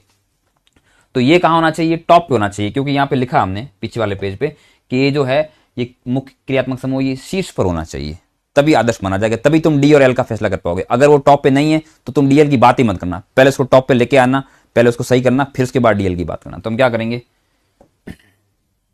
ये जो हमारे पास पड़ा है ये, इसको अपने को कहां ले जाना, टॉप पे ले जाना। टॉप पे ले जाने के लिए आप किसी भी किरल कार्बन के ऊपर 2 ग्रुप को आपस में इंटरचेंज कर लो, 2 इंटरचेंज लगा लो। तो एक काम करेंगे, हम इस ग्रुप को और इस ग्रुप को इंटरचेंज कर लेंगे आपस में, ठीक है। ये पहला अंतर परिवर्तन है। इसी कार्बन पे एक और इंटरचेंज करना पड़ेगा, और इंटरचेंज किसका करना पड़ेगा, चाहो तो तुम ये और ये वाला ग्रुप जो होगा पहले आप ऐसे इंटरचेंज करोगे, उसके बाद तुम क्या करना, ऐसे इंटरचेंज करोगे तो COH ऊपर चला जाएगा और CH3 नीचे आ जाएगा। इंटरचेंज का मतलब होता है चेंज करना आपस में, ऐसे कर देना। तो हम इंटरचेंज लगा रहे हैं यहाँ पे, इसका मतलब ये ऊपर चला जाएगा, ये नीचे आ जाएगा, ये पहला इंटरचेंज होगा। जब ये नीचे आ जाएगा और ये ऊपर चला जाएगा तब हम दूसरा इंटरचेंज और लगाएंगे, वो वाला हो जाएगा I2, ठीक है। तो कुल मिला के ये सब करने के बाद में इसकी संरचना ऐसे बन जाएगी, ऊपर हो जाएगा COH, इधर हो जाएगा, देखो ये CH3 यहां पे आया था लेकिन हमने दूसरा इंटरचेंज करके CH3 को उधर भेज दिया, और यहां पे कौन आ जाएगा H। बाकी नीचे हमने कोई छेड़छाड़ी करी नहीं है, यहाँ पे H रहेगा, यहाँ पे CH3 रहेगा, यहाँ NH2 रहेगा। तो आप देखो ये कार्बन की श्रृंखला जो उधर उधर पे आ गई है, और आपका ये जो ग्रुप है शीर्ष पे चला गया, तो आदर्श प्रेशर है। अब इस पे तुम डी और एल की बात करो, उस पर हमने क्यों छेड़छाड़ी नहीं करी थी, क्योंकि ऑलरेडी आदर्श था वो, ये आदर्श नहीं था तो पहले इसको आदर्श बनाया। अब तुम देखो कि जो अंतिम किरल कार्बन है, अभी अंतिम किरल कार्बन की पहचान कैसे करेंगे भैया, आपको नामकरण जब पढ़ाया होगा तो ये बताया होगा कि नंबरिंग जो है इस कार्बन से स्टार्ट करते हैं, क्योंकि क्रियात्मक समूह है, ठीक है। ये दूसरा कार्बन, ये तीसरा कार्बन, ये चौथा कार्बन, तो कार्बन तो उसमें 4 है श्रृंखला के अंदर, लेकिन क्रेल कार्बन कौन कौन से, ये कार्बन क्रेल नहीं है, वो भी क्रेल नहीं, क्रेल दूसरा और तीसरा, जहां जंक्शन लगे होते हैं क्रेल होता है। तो दूसरा और तीसरा में लास्ट कौन आ रहा, तीसरा ही तो है, अंतिम क्रेल कार्बन तीसरा, उसके बाद तो कोई क्रेल कार्बन है नहीं। तो दूसरे ये जो तीसरा कार्बन है आपका है, जो अंतिम क्रेल कार्बन है, उसके ऊपर NH2 की स्थिति कहां पर है, अगर दाईं तरफ है तो डी हो जाएगा, बाईं तरफ है तो एल हो जाएगा। तो इसमें देख लो आप बाईं तरफ है तो ये एल हो जाएगा, तो इसको बोलेंगे L amino acid, L amino acid, ठीक है। और लेंगे एग्जांपल, अभी टेंशन मत लो, और एग्जांपल लेंगे।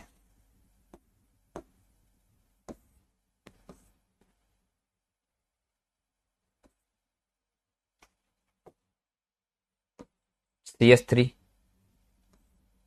OH CHO और H। मान लो आपको बोल दे कि इसका DL बता करके बताओ, 1 मिनट रुको, इसमें अभी ये इसको ऐसे कर लेते हैं, CH2OH, ठीक है। इसका DL करके बताओ, ऐसे सवाल आ जाए तो पहली बात इसको पहले आदर्श में कन्वर्ट करना पड़ेगा अपने को, ठीक है। इसको पहले हम आदर्श में कन्वर्ट करना पड़ेगा। आदर्श में कन्वर्ट करने के लिए क्या करना पड़ेगा, इस CHO को ले जाना पड़ेगा टॉप पे। तो एक काम करो, इन दोनों को आप जो है, इन दोनों को आप इंटरचेंज कर लो, लेकिन इसको टॉप पे ले जाओगे तो H नीचे आ जाएगा। आदर्श के अंदर CH ऊपर होना चाहिए और कार्बन की श्रृंखला जो ऊर्ध्वाधर रेखा पे होनी चाहिए। तो इसके लिए आप कोई भी 2 ग्रुप को ऐसे इंटरचेंज कर सकते हो, जरूरी नहीं कि आप इन दोनों को बदलो या इन दोनों को, आप क्या करिए, या तो इन दोनों को बदल लीजिए फिर उसको बदल लीजिए, या कोई भी 2 इंटरचेंज लगा लो, जो आपकी मर्जी लगा लो, कोई इसमें रूल नहीं होता। इंटरचेंज करने के लिए आप किसी भी 2 समूह को आपस में बदल सकते हो, लेकिन 2 इंटरचेंज लगाने पड़ेंगे, 2 बार बदलना पड़ेगा ग्रुपों को, वो भले सेम ग्रुप हो भले अलग ग्रुप, उससे कोई फर्क नहीं पड़ता है। तो हम क्या करते हैं, इसमें इंटरचेंज लगाते हैं। हमने ऐसा करा कि पहले जो है पहले मैंने क्या करा, इसको और इसको मैंने इंटरचेंज कर लिया। तो क्या हो गया बेटा, पहले इंटरचेंज के अंदर ऊपर कौन चला गया, CHO, नीचे कौन आ गया, H, और ये CHO यहीं पड़ा है, CH2OH यहीं पड़ा है, और ये OH इधर पड़ा है, ठीक है। अब मुझे एक और इंटरचेंज करना पड़ेगा, क्योंकि 2 इंटरचेंज करने होते हैं। तो मैं क्या करता हूँ, इन दोनों को आपस में इंटरचेंज कर लेता हूँ। तो यहाँ पे आपका जो है CH ऊपर ही रहेगा, OH इधर ही रहेगा, बस इन दोनों को इंटरचेंज कर रहा हूँ आपस में। तो यहाँ पे हो जाएगा CH2OH और यहाँ पे H हो जाएगा। अब ये सब करने के बाद में लास्ट में आप OH जाके देख लो। हालांकि OH किसी में कोई चेंज नहीं आया, अगर हो सकता है कि ऐसा इंटरचेंज के दौरान OH चेंज भी हो जाए, अभी तो नहीं हो रहा है। अब इसमें OH किस साइड में, लेफ्ट साइड में, तो उसको बोलेंगे L amino acid, sorry L carbohydrate. ये अमीनो एसिड नहीं, कार्बोहाइड्रेट है, L कार्बोहाइड्रेट। ठीक, एक ग्लूकोज होता तुम्हारे सामने, एग्जाम्पल रख रहा हूं, ये एल्डिहाइड है, ये OH है, ये H है, OH है, OH है, CH2OH, H OH और H। बेटा ग्लूकोज है, तुम्हें कुछ नहीं करना, ये पहले से आदर्श ही है, तुम्हें कुछ नहीं करना, ये पहले से आदर्श ही है। ठीक है, तुम्हें बस ये बताना कि ये डी ग्लूकोज है कि एल ग्लूकोज पे, इतना करना है। तुम्हें इतना करना है कि ये डी ग्लूकोज है या एल ग्लूकोज है, इसमें कोई छेड़छाड़ नहीं करनी, ये पहले से आदर्श है। जल्दी बता दो बेटा, फटाफट।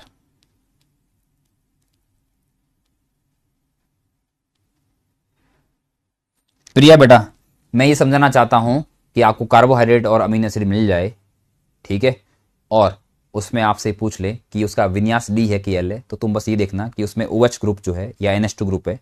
OH ग्रुप तो होता है कार्बोहाइड्रेट के अंदर और NH2 होता है अमीनो एसिड के अंदर। वो राइट साइड में होगा तो डी कहलाएगा, लेफ्ट साइड में होगा तो एल कहलाएगा। इतना कहना चाहता हूं मैं इसके अलावा कोई बात नहीं करना चाहता हूं।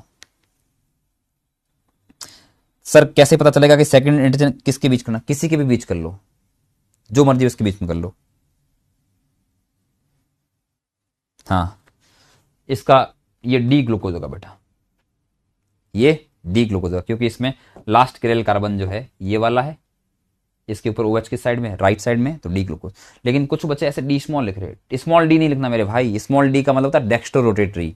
डेक्स्ट्रो रोटेटरी का मतलब होता है कि प्रकाश को दाईं तरफ गुणित करने वाला, और प्रकाश को दाईं तरफ गुणित करेगा या बाईं तरफ गुणित करेगा, यानी वो छोटा डी होगा या छोटा एल होगा, उसके बारे में हम किसी मॉलिक्यूल को देख के पता नहीं लगा सकते मेरे भाई। वो प्रयोगात्मक प्रॉपर्टी होती है, वो प्रयोगात्मक गुण है।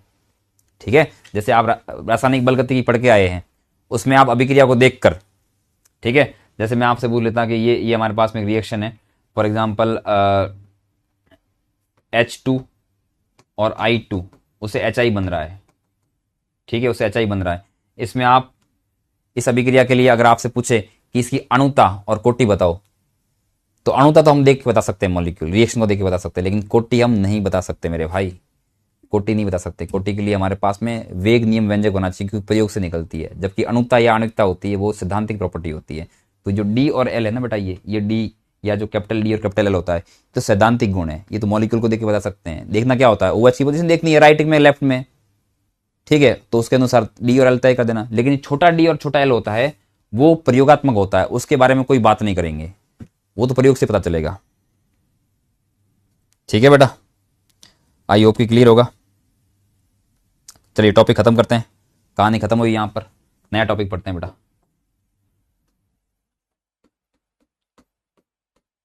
सममिति तत्व,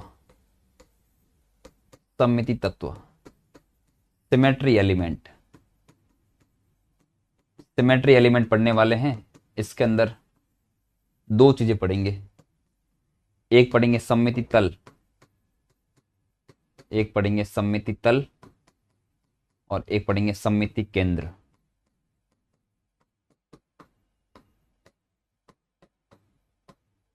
ये दो चीजें पढ़ेंगे, सममिति तल और सममिति केंद्र। स्क्रीन प्रॉब्लम क्या है प्रिया जायसवाल, क्या स्क्रीन प्रॉब्लम आ रही है? ठीक लग रहा है मुझे, मैं भी अपने आप को देख पा रहा हूं, मेरे सामने डिस्प्ले लगी हुई है, तो मैं उसमें अपने आप को साफ देख पा रहा हूं। डीपीपी में बेटा कुछ मिस्टेक्स थी, इसलिए डीपीपी को शायद हटा दिया गया। कल आपकी डीपीपी अपलोड हो जाएगी वापस, ठीक है।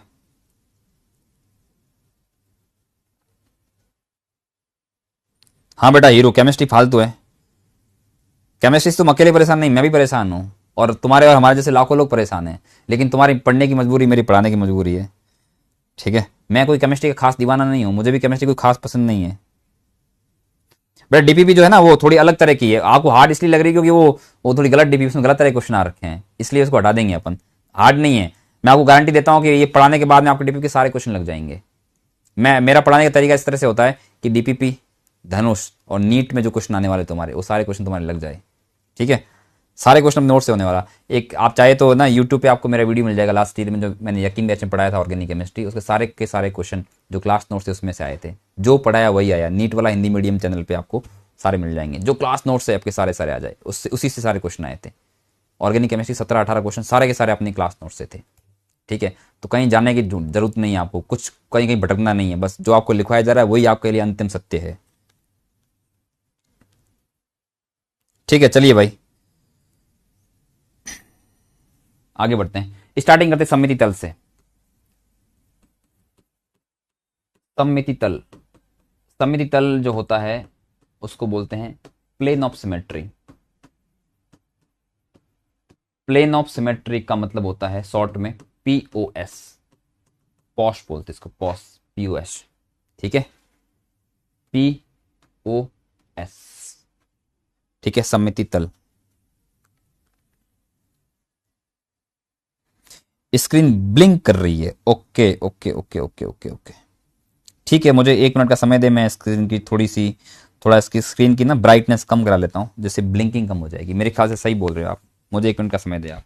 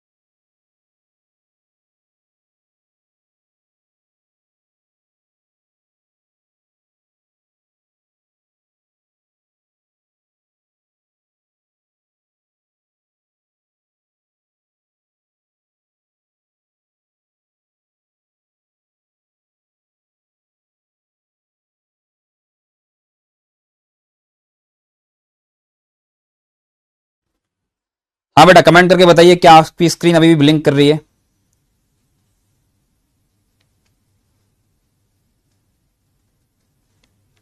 Hello hello hello.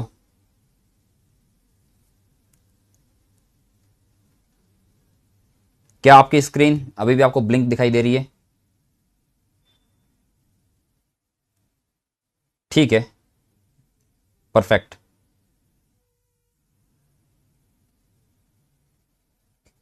नहीं कर रही ब्लिंक, ठीक है सर, थैंक यू। हाँ, चलिए चलिए भाई, थोड़ा बहुत एडजस्ट कर लीजिए। कभी कभार क्या ना, ब्राइटनेस कैमरा क्या ना इसमें लगा होता है ऐसे, उसकी ब्राइटनेस थोड़ी कम ज़्यादा हो जाती है, चलता है, चलता चलता है भाई, ठीक है। हाँ भाई, सममिति तल की बात करते हैं। सममिति तल मैं आपको ना इससे थोड़ा बायो से रिलेट करके बताता हूँ आपको।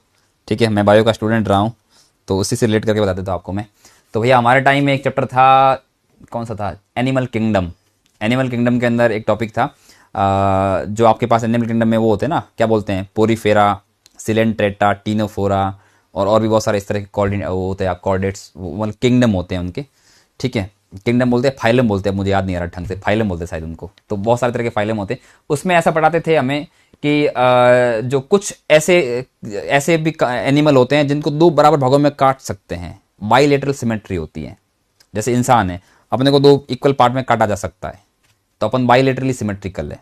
ठीक है, कुछ ऐसे होते थे जैसे पोरीफेरा वगैरह होते थे, स्पंज वगैरह, उसमें आप कहीं से भी काटो 2 बराबर भाग होते ही नहीं है, कहीं से भी काट 2 बराबर भाग नहीं होते हैं, उसको बोलते थे अनसिमेट्रिकल। और एक होता था, एक थे टीनोफोरा, जैसे टीनोफोरा होते हैं, टीनोफोरा ऐसे फुटबॉल के आकार के होते हैं, उसको आप इधर से काटो, इधर से कहीं से भी काटोगे ना बीच में से, तो उसके दो बराबर भाग हो जाएंगे। तो उसके अंदर जो है बेटा क्या होता था, रेडियल सिमेट्री होती थी। ठीक है, रेडियल सिमेट्री होती थी।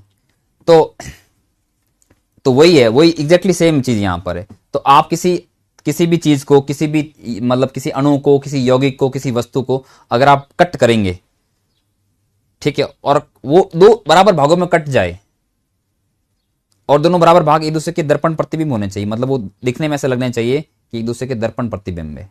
ठीक है, तो वो जो आपने जिस तल से काटा है ना, उस तल को ये बोलते हैं, सममिति तल बोलते हैं, है ना। आप बता रहे हो कमेंट में कि सर ह्यूमंस को भी काट सकते हैं। ठीक है, ह्यूमन को बीच में से काट लिया मान लो, तो ह्यूमन को यहां से कट करते पे दो बराबर भाग हो जाते हैं। तो ये जो तल है ना, ये जो लाइन है या जो ये प्लेन है, इसी को हम बोलते हैं प्लेन ऑफ सिमेट्री। तो ये प्लेन ऑफ सिमेट्री इतना ही होता है और कुछ नहीं होता है। तो प्लेन ऑफ सिमेट्री की परिभाषा क्या होने वाली है, प्लेन ऑफ सिमेट्री का मतलब ये होता है कि किसी वस्तु या किसी अणु में से गुजरने वाली वह तल जो उसको दो बराबर भागों में बांटता हो और दोनों बराबर भाग दिखने में एक दूसरे के दर्पण प्रतिबिंब लगने चाहिए। दर्पण प्रतिबिंब मतलब जैसे दर्पण में दिखाई पड़ता हो। ठीक है, जैसे ये हाथ एक दूसरे के दर्पण प्रतिबिंब है, क्योंकि अगर मैं इस हाथ को दर्पण के सामने ले जाऊंगा ना, तो ये ऐसा दिखाई देगा, ये ऐसा, दोनों दर्पण प्रतिबिंब है। ठीक है, तो बस इतनी सी कहानी है। उस तल को हम बोलते हैं सममिति तल। एग्जाम्पल से समझेंगे तो पहले परिभाषा लिख लेते हैं कि वह तल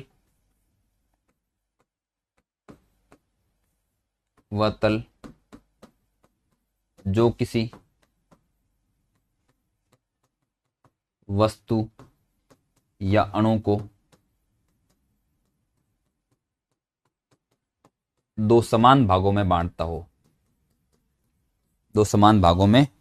हो,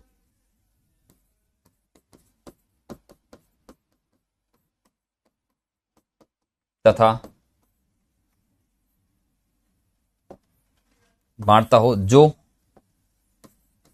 जो कि परस्पर दर्पण प्रतिबिंब हो,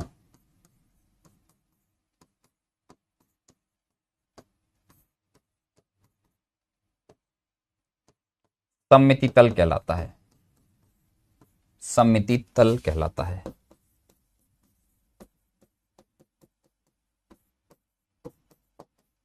कहानी बड़ी सिंपल है। ऐसा तल जो किसी मॉलिक्यूल को या वस्तु को दो बराबर भागों में बांटता है और दोनों बराबर भाग जो है एक दूसरे के दर्पण प्रतिबिंब होने चाहिए, उस तल को हम सममिति तल बोल देंगे। ठीक है, दर्पण प्रतिबिंब मतलब ये होता है, जैसे मैंने हाथ को रखा, मान लो ये हाथ है और मैंने हाथ के सामने यहाँ इधर मैंने ना दर्पण रख लिया, इधर तिरछा ऐसे, तो ये मेरा हाथ पता कैसे दिखा देगा, इधर दिखाई देगा, ये ऐसे। ये अंगूठा जो इधर अंगूठा ये राइट साइड में, ये कहाँ तक लेफ्ट में हो जाएगा। दर्पण में क्या होता है, इन्वर्जन हो जाता है, मतलब लेटरल इन्वर्जन होता है, लेफ्ट वाला राइट हो जाता है, राइट वाला लेफ्ट हो जाता है, ये जानते ही आप। ठीक है, तो बस ये चीज होती है कि दर्पण प्रतिबिंब का मतलब लेफ्ट वाला राइट वाला लेफ्ट हो जाएगा। ठीक है, और राइट लेफ्ट में नहीं आता तो कोई बात नहीं, दर्पण में जैसा दिखाई देता है वो तो आप सोच तो सकते ही, कम से कम इमेजिन तो कर सकते हैं कैसा दिखाई देता है, उसके अनुसार आप कर सकते हैं। अब समझेंगे इसको एग्जाम्पल से। ठीक है बेटा, इसको एग्जाम्पल के लिए पहले हम अंग्रेजी के वर्ण लेते हैं, लेटर लेते हैं। सबसे पहले हम ए लेते हैं। मान लो हमने ए लिया, ये ए ले लिया हमने। ठीक है, अब देखो अगर आप ए को यहां से काटेंगे, ऐसे तलवार लेके इधर से कट कर देंगे, तो क्या ये दो बराबर भागों में बटेगा? नहीं बटेगा। यहां से काट के देख लो, यहां से काटोगे तो ये ऐसा हो जाएगा, ये क्या हो गया, ये ऐसा हो जाएगा। ऐसा पार्ट, इतना पार्ट ऊपर रह जाएगा और इतना पार्ट नीचे रह जाएगा। ठीक है ना, आपने अगर यहां से कट कर दिया इसको इधर से, तो ऐसा टुकड़े हो जाएंगे इसके। तो ये और ये आपस में ना तो ये बराबर है और ना ही किसी भी एंगल से ये दर्पण प्रतिबिंब लग रहे हैं, तो ये तो इसका प्लेन ऑफ सिमेट्री नहीं होने वाला है। तो ये इसको हम सममिति तल नहीं बोल सकते। मैं क्रॉस लगा रहा हूं भाई इसके सामने। ठीक है, पर मैंने इस ए को यहां से कट कर दिया, इधर से कट कर दिया, इधर से, तो देखो ये ऐसा हो जाएगा। कट कराएंगे ना तो ये कुछ ऐसा दिखाई देगा, एक भाग ऐसा हो जाएगा और एक भाग ऐसा हो जाएगा। यही तो होगा। आप ए को ऐसे कट करेंगे तो ए के दो भाग ऐसे हो जाएंगे, एकदम बराबर है ये भाग, दोनों एकदम क्या है, बराबर है।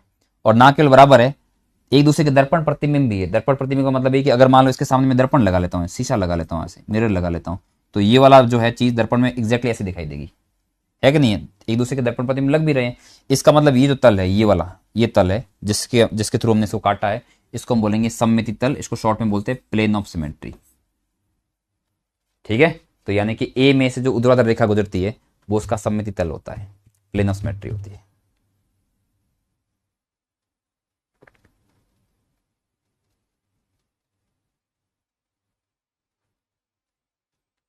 ठीक है बेटा, स्क्रीन अगर अभी भी ब्लिंक हो रही है तो इसको अभी के लिए मैनेज करो, हम अगले लेक्चर में इसको ठीक करा देंगे। ठीक है, अभी मुझे दिक्कत पता नहीं चल रही यहाँ से क्या, क्योंकि यहाँ मेरे पास भी फ़ोन है, मैं अपने आप को भी देख रहा हूँ, नीचे तुम्हारे कमेंट चल रहे हैं, मुझे तो अपने आप को ब्लिंकिंग नहीं दिख रही है। ठीक है, नहीं ब्लिंकिंग दिख रही भाई, मुझे नहीं दिख रही है। मेरा फ़ोन तो बहुत सामान्य फ़ोन है, तब भी मुझे ठीक दिख रहा है। अब तुम्हारे पास हो सकता है कोई हाईफाई फ़ोन है उसमें ब्लिंकिंग हो रही हो, मुझे नहीं पता।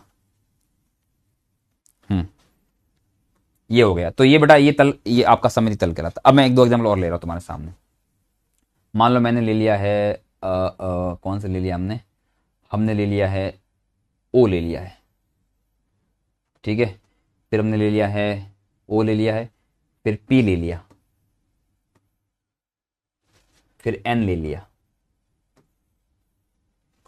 अपन इनमें सममिति तल ढूंढेंगे। सममिति तल मतलब है कि किसको दो बराबर भागों में काट सकते हैं और दोनों बराबर भाग एक दूसरे के दर्पण प्रतिबिंब भी लगने चाहिए, तभी वो सममिति तल कहलाएगा। ठीक है, तो ये काम करते हैं, ओ को तुम यहां से काटो तब भी दो बराबर भाग हो जाएंगे, तुम ओ को यूं काटो तब भी बराबर भाग हो जाएंगे, ओ को यूं काटो तब भी बराबर भाग हो जाएंगे, ऐसे काटो तब भी दो बराबर भाग हो जाएंगे। मतलब ओ जो लेटर होता है उसको कहीं से भी तुम काटो उसके दो बराबर भाग हो जाएंगे और दोनों भाग एक दूसरे के दर्पण प्रतिबिंब दिखाई पड़ेंगे। तो इसमें बहुत सारे पी यू ऐसे, ये भी प्लेन ऑफ सिमेट्री है, ये वाला तल भी प्लेन ऑफ सिमेट्री कहलाएगा, ये भी कहलाएगा, ऐसे अनंत हो सकते हैं, अनंत पी यू ऐसे इसके अंदर, अनंत तरीके से हम इसको दो बराबर भागों में काट सकते हैं। ठीक है, तो मैंने 4 लाइनें, ऐसे तुम यहाँ खींचोगे, यहाँ ऐसे कितनी पॉसिबिलिटी बनती है, बहुत सारी बनती है। इसके अंदर क्या आप इसको ऐसे काट सकते हैं कि दो बराबर भाग हो जाए इसके, यहां से काटेंगे तो बराबर भाग नहीं होंगे, इधर से कट करेंगे तब भी बराबर नहीं, इसमें आप नहीं कर सकते हो। तो इसके अंदर प्लेन ऑफ सिमेट्री नहीं है, इसके अंदर प्लेन ऑफ सिमेट्री बेटा नहीं है। अब तो मुझे बता दो भाई लास्ट में कि एन में प्लेन ऑफ सिमेट्री है या नहीं है, एन में प्लेन ऑफ सिमेट्री है या नहीं है। अनामिका, अनामिका बेटा तुम्हें ब्लॉक कराने वाला हूं मैं थोड़ी देर में, तुम्हें आलतू फालतू की बातें करनी है, तुम्हें पढ़ाई भी ध्यान नहीं देना है, तो तुम्हें ब्लॉक करवा रहा हूं मैं थोड़ी देर में। एन में प्लेन ऑफ सिमेट्री है या नहीं है, इतना बता दो मुझे।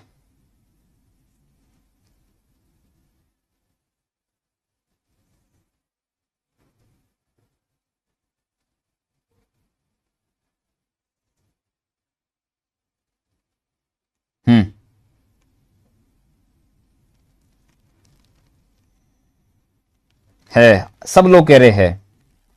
बेटा मैं नहीं सुनना चाहता हूं, मुझे है नहीं सुनना है, मैं सुनना चाहता हूं कि नहीं है, ऐसे बोलो आप, नहीं है मत बोलो। अरे भाई नहीं है बोलो, मैं कह रहा हूं ना तुम्हें नहीं है बोलो।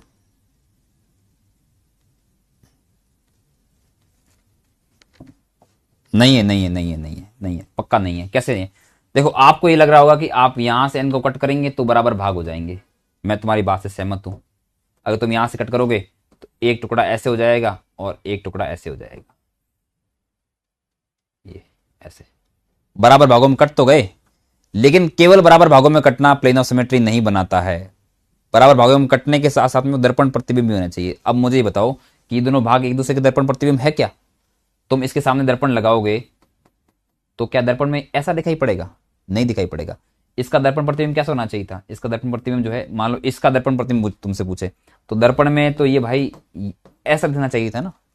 इसका दर्पण प्रतिबिंब ये होता है, इसका दर्पण प्रतिबिंब ये नहीं होता है। इसका मतलब कि दोनों है तो बराबर, ये भी ऐसा लग रहा है ये भी ऐसा लग रहा है, लेकिन एक दूसरे के दर्पण प्रतिबिंब नहीं है, एक दूसरे के दर्पण प्रतिबिंब नहीं है। तो ये प्लेन ऑफ सिमेट्री नहीं कहलाएगी बेटा, ये प्लेन ऑफ सिमेट्री आपकी नहीं कहलाएगी। ठीक है, केवल बराबर बटना ही पीओस नहीं हो जाता, दर्पण प्रतिबिंब भी होना चाहिए। तो इसमें प्लेन ऑफ सिमेट्री नहीं है, क्योंकि आप एन को यहां से कट करोगे तो ये दो भाग बराबर हो जाएंगे, लेकिन ये एक दूसरे के दर्पण प्रतिबिंब नहीं लग रहे हैं। ठीक है, और तुम कहां से काटोगे? इधर से काटोगे तो होगा नहीं, इधर से भी कट करोगे तो होगा नहीं। कईयों को लगेगा इधर से कट करने पे हो जाएगा प्लेन ऑफ सिमेट्री, इधर से भी नहीं होगा, क्योंकि इधर से दर्पण प्रतिबिंब नहीं बन पाएंगे वो एक दूसरे के। ठीक है, अब लास्ट दे रहा हूं मैं तुम्हें एग्जांपल। एम, एम के बारे में क्या कहते हो मेरे भाई? एम के बारे में क्या कहते हो?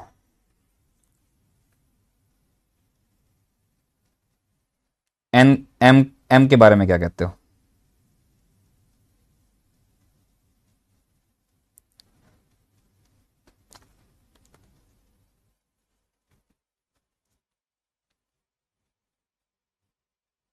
Thank you Vipin, thank you. है सब लोग बोल रहे हैं। अभी कोई नई वाला नहीं है। सही बात है बेटा, बिल्कुल है इसमें। एम के अंदर ये रहा पीओएस। क्या ये पीओएस है? क्या एम के अंदर ये पीओएस है? ये पीओएस नहीं है। आप यहां से कट करोगे तो बराबर नहीं होगा, लेकिन तुम यहां से कट करोगे, इधर से इधर से इधर से, ठीक है, ये उर्ध्वाधर इसको कट करोगे, ये तो पीओएस नहीं है, पर इस लाइन से तल से कट करोगे तो ये वाला तल पीओएस हो जाएगा, क्योंकि ये वाला तल के अंदर बराबर भागों में बट रहा है और दोनों बराबर भाग एक दूसरे के दर्पण प्रतिबिंब भी बन रहे हैं, तो ये आपका प्लेन ऑफ सिमेट्री हो जाएगा। तो हम लोगों ने अंग्रेजी के वर्णों में तो प्लेन ऑफ सिमेट्री निकाला सीख गए हैं। अब सवाल में तुमसे अंग्रेजी के वर्ण तो पूछेंगे नहीं, सवाल में तुमसे पूछेंगे मॉलिक्यूल के बारे में, ठीक है। वहां तो आपको बेंजीन देंगे, पानी का अणु देंगे, मेथेन देंगे, 1,2 डाइक्लोरोप्रोपेन देंगे, ऐसे बहुत सारे तरह के अणु देते हैं। उनमें पूछते हैं कि बताओ प्लेन ऑफ सिमेट्री है कि नहीं है, तो वो थोड़ा सीखने की कोशिश करते हैं। अभी तक हमने क्या देख लिया है? अभी तक हमने ये देख लिया है, ये अंग्रेजी के लेटर देख लिए। अब हम वास्तविक अणुओं पे आते हैं, ठीक है। तो शुरुआत करते हैं, अपना सबसे सिंपल बढ़िया मॉलिक्यूल होता है CO2, इससे शुरुआत करते हैं। CO2 लेते हैं, कुछ कंपाउंड ले लेते हैं बेटा इस तरह के। ये आपके पास में है ClH, ClH, इसका नाम है सिस, इसको मैं CH3 कर लेता हूँ, सिस ब्यूटूइन। एक ट्रांस वाला ले लेते हैं, सिस ट्रांस तो पता होगा आप लोगों को, 11 में पढ़ा होगा। दोनों समान समूह सेम दिशा में तो सिस बोलते हैं, सेम समूह जो है अपोजिट डायरेक्शन में तो ट्रांस बोलते हैं। ये ट्रांस, सिस को बोलते हैं समपक्ष, ट्रांस को बोलते हैं विपक्ष, ट्रांस ब्यूटूइन, ठीक है। BCl3,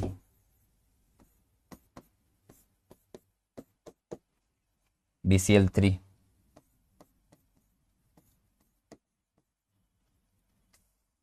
और बेंजीन, बेंजीन, बेंजीन। फिलहाल के लिए इतने काफी, फिर और देखेंगे आगे। पहले इनमें देखते किस में सम्मिति तल है, किस में नहीं है, ठीक है। अच्छी बात है समीक्षा बेटा, बहुत बढ़िया बात है, बढ़िया बढ़िया। हम इनमें देखो ना सम्मिति तल निकालने की कोशिश करेंगे। हाँ, एक बात मैं तुमसे कहना चाहता हूं पहले, महत्वपूर्ण बात है। ऐसा होता है कि जो अणु आपके होते हैं, CO2, मीथेन, PCl5, PCl3, कोई भी अणु ले, दुनिया में लाखों तरह के अणु होते हैं, उनको दो भागों में बांटा जा सकता। एक तो होता है प्लेनर, एक नॉन प्लेनर, यानी समतलीय और असमतलीय। अगर किसी अणु के सारे परमाणु एक तल में होते हैं, एक ही प्लेन में होते हैं, एक प्लेन में, तो उसको बोलते हैं समतलीय। और सारे अणु, सारे परमाणु अगर एक प्लेन में नहीं होते हैं तो उसको बोलते हैं असमतलीय। ये तुम लोगों ने पढ़ा था, VSEPRT सिद्धांत था, वहां पढ़ा था 11th क्लास के अंदर, केमिकल बॉन्डिंग के अंदर। मैं आपको एग्जाम्पल से याद दिलाता हूँ, समझाता हूँ। मान लो बेटा क्या है ना कि हमारे पास में 3 परमाणु लगे हुए, तीन ग्रुप है, मतलब एक परमाणु है इस पर 3 ग्रुप लगे हुए हैं। जैसे BCl3 ले लो, मान लो ये वाला, ठीक है। इसके ऊपर एक क्लोरीन, दूसरा क्लोरीन और ये तीसरा क्लोरीन, ठीक है, ये लगे हुए। अगर ये तीनों क्लोरीन एक तल में होंगे, देखो एक तल मतलब ये होगा कि बिल्कुल एक लाइन में तीनों के तीनों, देख रहे हो, ये वाला, ये वाला और इसके ठीक पीछे आपको दिख भी नहीं रहा होगा ये वाला, ये तीनों एक ही लाइन में है, तो ये समतली है ना, ये एक लाइन में। पंखे की तरह, पंखा जो होता है ना अपना, उसमें तीनों ताड़ियां होती है, उसकी एक ही एक लाइन में होती है, बिल्कुल सीधी एकदम एक लाइन में होती है, ठीक है।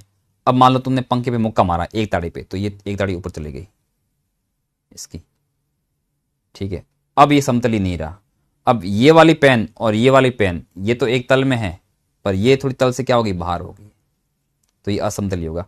वापस को इसी लाइन में लेके आएंगे तो वापस ये क्या बन गई, समतली बन गई, ये समतली बन गई, ये ठीक है। सभी पूरा सब कुछ एक तल में हो तो समतली है, और अलग अलग तल में प्रेजेंट हो, एक तल में नहीं हो तो असमतली है। जैसे अपने घरों में जो प्लेट होती है तस्तरी, वो तो समतली होती है, लेकिन भगोना होता है वो असमतलीय होता है, क्योंकि उसमें नीचे वाला बॉटम पार्ट अलग होता है, ऊपर वाला अलग होता है, तो वो दो तलों में हो गया, दो से अधिक तलों में हो गया, तो समतलीय नहीं है वो। ठीक है, तो ये तो शायद पता होगा आपको ये सारी चीज़ें, इसी को हम थोड़ा विस्तार से पढ़ने वाले हैं। तो बेटा है ना, जिस भी यौगिक में सभी परमाणु sp या sp2 हो, केंद्रीय परमाणु खासतौर पे, वो तो पक्का मॉलिक्यूल समतलीय होता है। ठीक है, पक्का कैसा होता है? समतलीय होता है। जिसमें sp3 परमाणु आ जाता है केंद्रीय परमाणु के रूप में, बीच वाला परमाणु जो है ना, जिससे ग्रुप जुड़े होते हैं, वो केंद्रीय परमाणु अगर sp3 वाला आ गया तो वो अणु जो है असमतलीय हो जाएगा। यहाँ पे आप देखो CO2 की बात करें, CO2 में कार्बन का संकरण क्या है बेटा? sp है। ठीक है, इससे लगे हुए ऑक्सीजन है, इनका वैसे कोई संकरण नहीं है, लेकिन अगर तुम निकालना चाहो तो इसका sp2 आ जाएगा। तो sp वाले जो होते हैं वो समतलीय होते सारे। या अगर संकरण नहीं भी पता है तो आपको पता होगा कार्बन डाइऑक्साइड कैसे होती है। एक कार्बन होता है, कार्बन है, इधर का ऑक्सीजन लगा हुआ है ना, एक इधर ऑक्सीजन लगा हुआ है और एक इधर ऑक्सीजन लगा हुआ है, तीनों परमाणु, ये ऑक्सीजन परमाणु है, ये कार्बन, ये तीनों एक लाइन में होते हैं, एकदम सीधा रेखीय होता है। पढ़ा होगा आपने कि CO2 रेखीय होता है, एकदम लीनियर, तो सभी के सभी एक तल के अंदर है, तो ये समतलीय हो गया। अगर मान लो गनीमत हो कि ऐसा हो जाए, ये ऐसा हो जाए, एक ऑक्सीजन थोड़ा इधर हो जाए, जैसे पानी में होता है ना, पानी में मुड़े हुआ होता है, तो वो समतलीय नहीं होता, वो असमतलीय होता है। तो कार्बन डाइऑक्साइड कैसा बेटा? समतलीय अणु है ना। तो अगर तुम कार्बन डाइऑक्साइड को देखोगे तो ये मान लो बेटा, शॉर्ट नोट्स बनाना नहीं है, शॉर्ट नोट्स मैं आपको दूंगा बने बनाए हुए, एकदम रेडीमेड तैयार एकदम। ठीक है, एकदम बढ़िया से तैयार कर रखे, आपको बस पढ़ना है उनको। पूरे ऑर्गेनिक केमिस्ट्री शॉर्ट नोट देने वाला हूँ अगले 2-3 दिन के अंदर, त्रिशूल नाम होगा उस पूरी फाइल का। ठीक, चलिए भाई, तो ये जो है ना बेटा, ये समतलीय अणु है कार्बन डाइऑक्साइड। इसमें ये होता है कि ये कार्बन का जो परमाणु है और ऑक्सीजन के जो परमाणु है, कार्बन बड़ा परमाणु होता है, ऑक्सीजन थोड़े छोटे परमाणु होते हैं। आपको पता होगा आवर्त सारणी में बाईं से दाईं तरफ जाते हैं ना, तो आकार कम होता है, तो कार्बन पहले आता है, ऑक्सीजन बाद में आता है, तो ऑक्सीजन छोटे परमाणु है और कार्बन बड़ा परमाणु है। ये लिखने को सी लग रहा है, लेकिन आपको पता कोई परमाणु होता है, सारे परमाणु गोलाकार रूप के होते हैं। तो तुम ये मत समझना कि जो कार्बन है वो ऐसा है, ऑक्सीजन गोल है, ये ऐसा मुड़ा हुआ, ऐसा नहीं होता। ये तो प्रतीक है इनका, वास्तव में सारे परमाणु क्या होते हैं? गोले होते हैं। तो ये समझिए कार्बन बड़ा गोला है, ये ऑक्सीजन छोटा गोला है, ये ऑक्सीजन छोटा गोला है, और ये तीनों एक तल में है, और तीनों बोर्ड के तल में मान लो।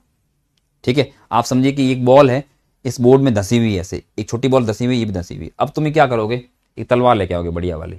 ठीक है, जापानी तलवार आती है ना, जो एकदम समुराई, जो अपने कार्टून वगैरह में आती है, तो वो आप तलवार लेके आए और इस बोर्ड को आपने यूं कट कर दिया ऐसे। तो ये जो बॉल थी, ये वाली बॉल, तो ये बॉल ऐसे थी पूरी, तुमने बोर्ड को कट करा, तो बॉल का आधा भाग बाहर आ गया, आधा भाग पीछे रह गया, और दोनों भाग एकदम बराबर है, और दोनों एक दूसरे के दर्पण प्रतिबिंब भी है। तो तुमने ये जो तल से काटा है ना, इसको बताइए, ये तल को हम बोलेंगे कि ये तल जो है इसका, जिस तल में इसके परमाणु उपस्थित थे, इसको हम इसका आणविक तल बोलते हैं। ये आपका PUS माना जाएगा, प्लेन ऑफ सिमेट्री माना जाएगा, यानी ये सममिति तल माना जाएगा, क्योंकि इस तल के थ्रू हम काटने पर, हम इसको ऐसे ऐसे नहीं काट रहे, वो तो बाद में काटेंगे। पहले मैं ये कह रहा हूं कि मान लो ये जो अणु है CO2 का, ये जो कार्बन, ये सब इसके सारे परमाणु एक तल में, बोर्ड के तल में। ठीक है, आप पेज पे लिख रहे हो तो पेज के तल में।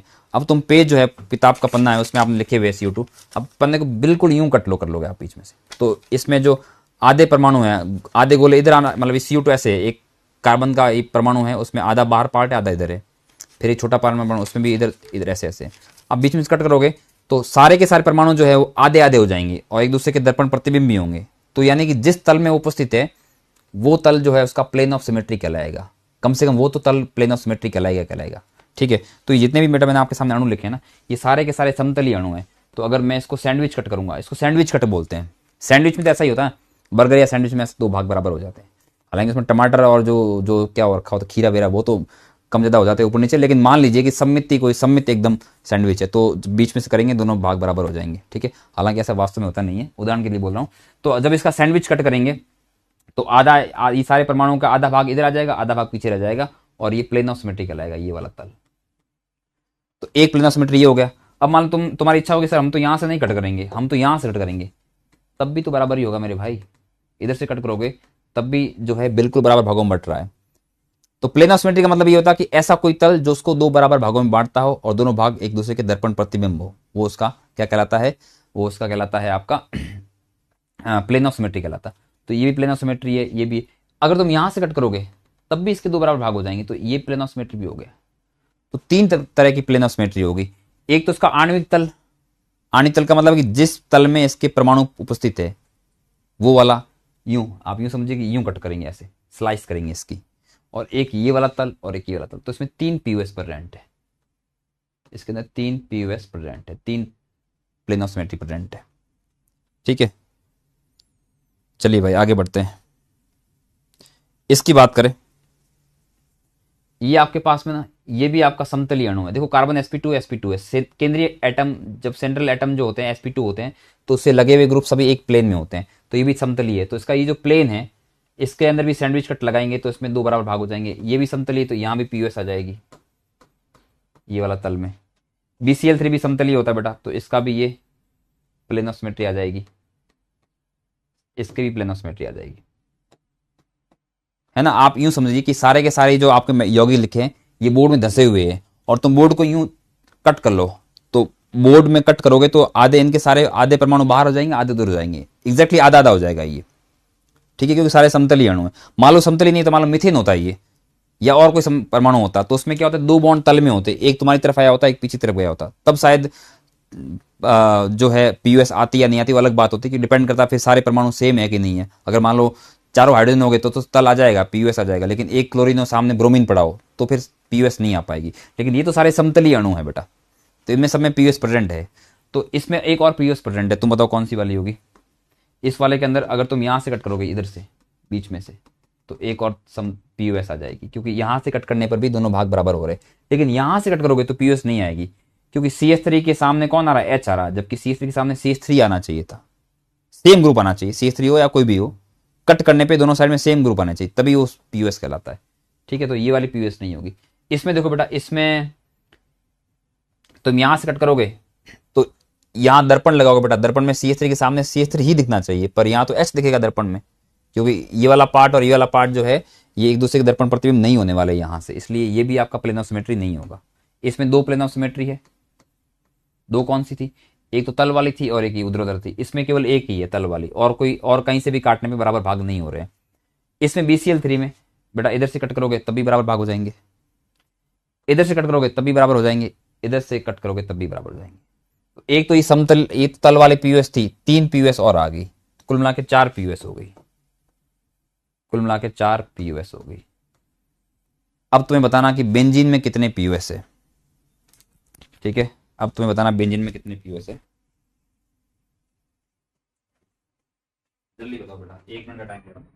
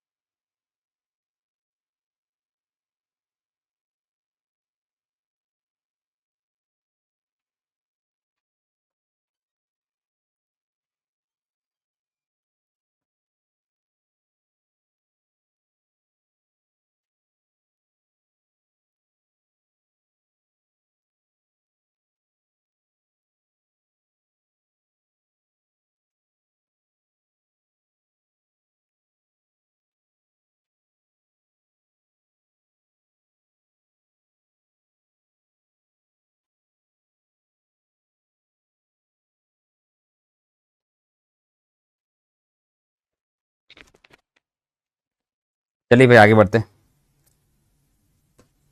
ओके, तो बेंजीन में चेक करते हैं अपन। बेंजीन में ऐसा है, एक तो पीओएस आपको दिखी गई पहले से, जो जिस तल में ये प्रेजेंट है उस तल के अगर सापेक्ष काटेंगे इसको तो इसके 2 बराबर भाग हो जाएंगे, और तो एक तो पीएस हो ही गई है।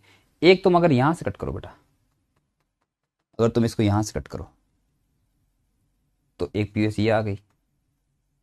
एक तुम इस कोने से कट करो, दूसरी पीओएस आ गई। एक तुम इस कोने से कट करो इसको, तीसरी पीओएस आ गई। 3 पीओएस ये, चौथी ये तल वाली, 4 हो गई। 3 और आएगी। 3 कैसे आएगी, ये जो लाइन है ना बेटा, ये लाइन, इसको एग्जैक्टली बीच में से कट करो तुम एग्जैक्टली, तो सामने भी ये एग्जैक्टली बीच में से निकल जाएगा ये, तो चौथी पीओएस। यहां से करोगे 5वीं पीओएस, इस लाइन के थ्रू करोगे 6ठी पीओएस, तो 6 पीओएस ये हो गई और एक तल वाली होगी, कुल मिला के 7 पीओएस होगी इसकी, इसकी 7 पीओएस होगी।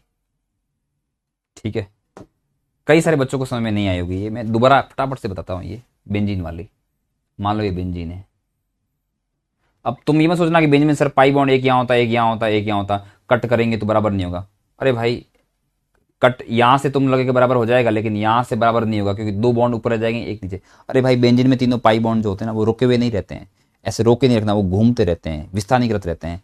तो बेंजीन के अंदर जो है अपने को पाई बॉन्ड कभी ऐसे नहीं लगा के पीयूएस चेक करनी, तो रिंग बना के चेक करनी होती है ऐसे।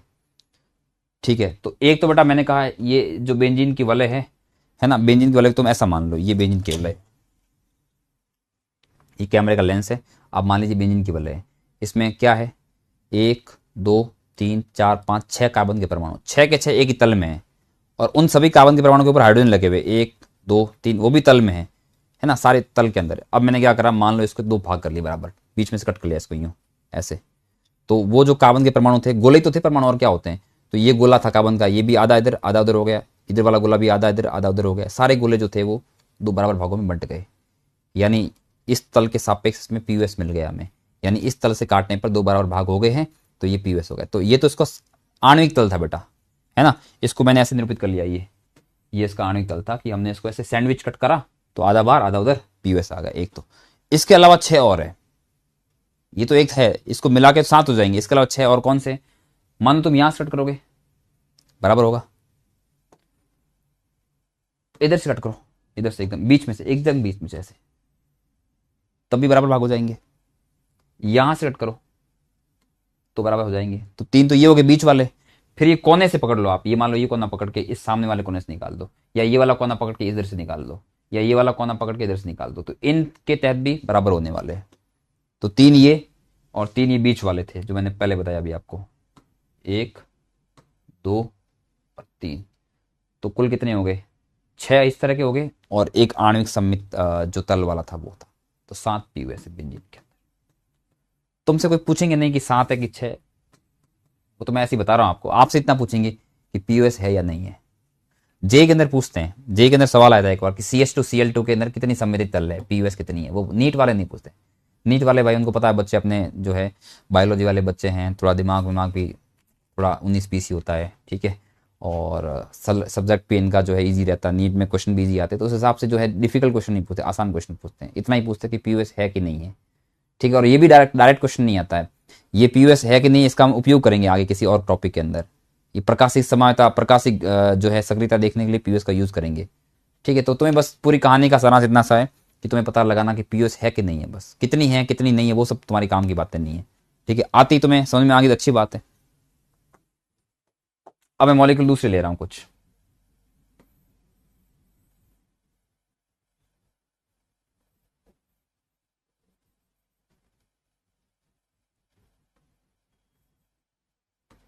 Cl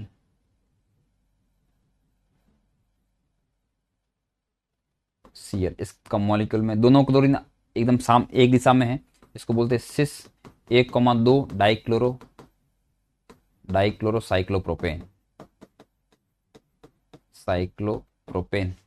और जैसे मैंने एक और ले लिया, मान लो उदाहरण के तौर पे ये वाला, एक मैंने क्लोरीन वेज पे लगा लिया और एक मैंने डैश पे लगा लिया, इसको बोलते हैं ट्रांस 1,2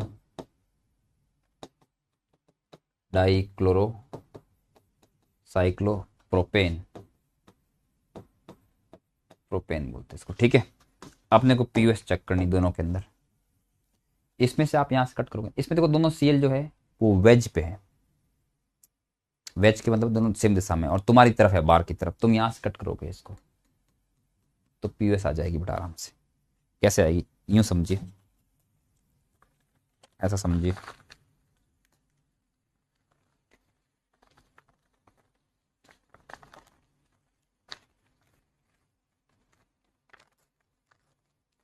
ठीक है।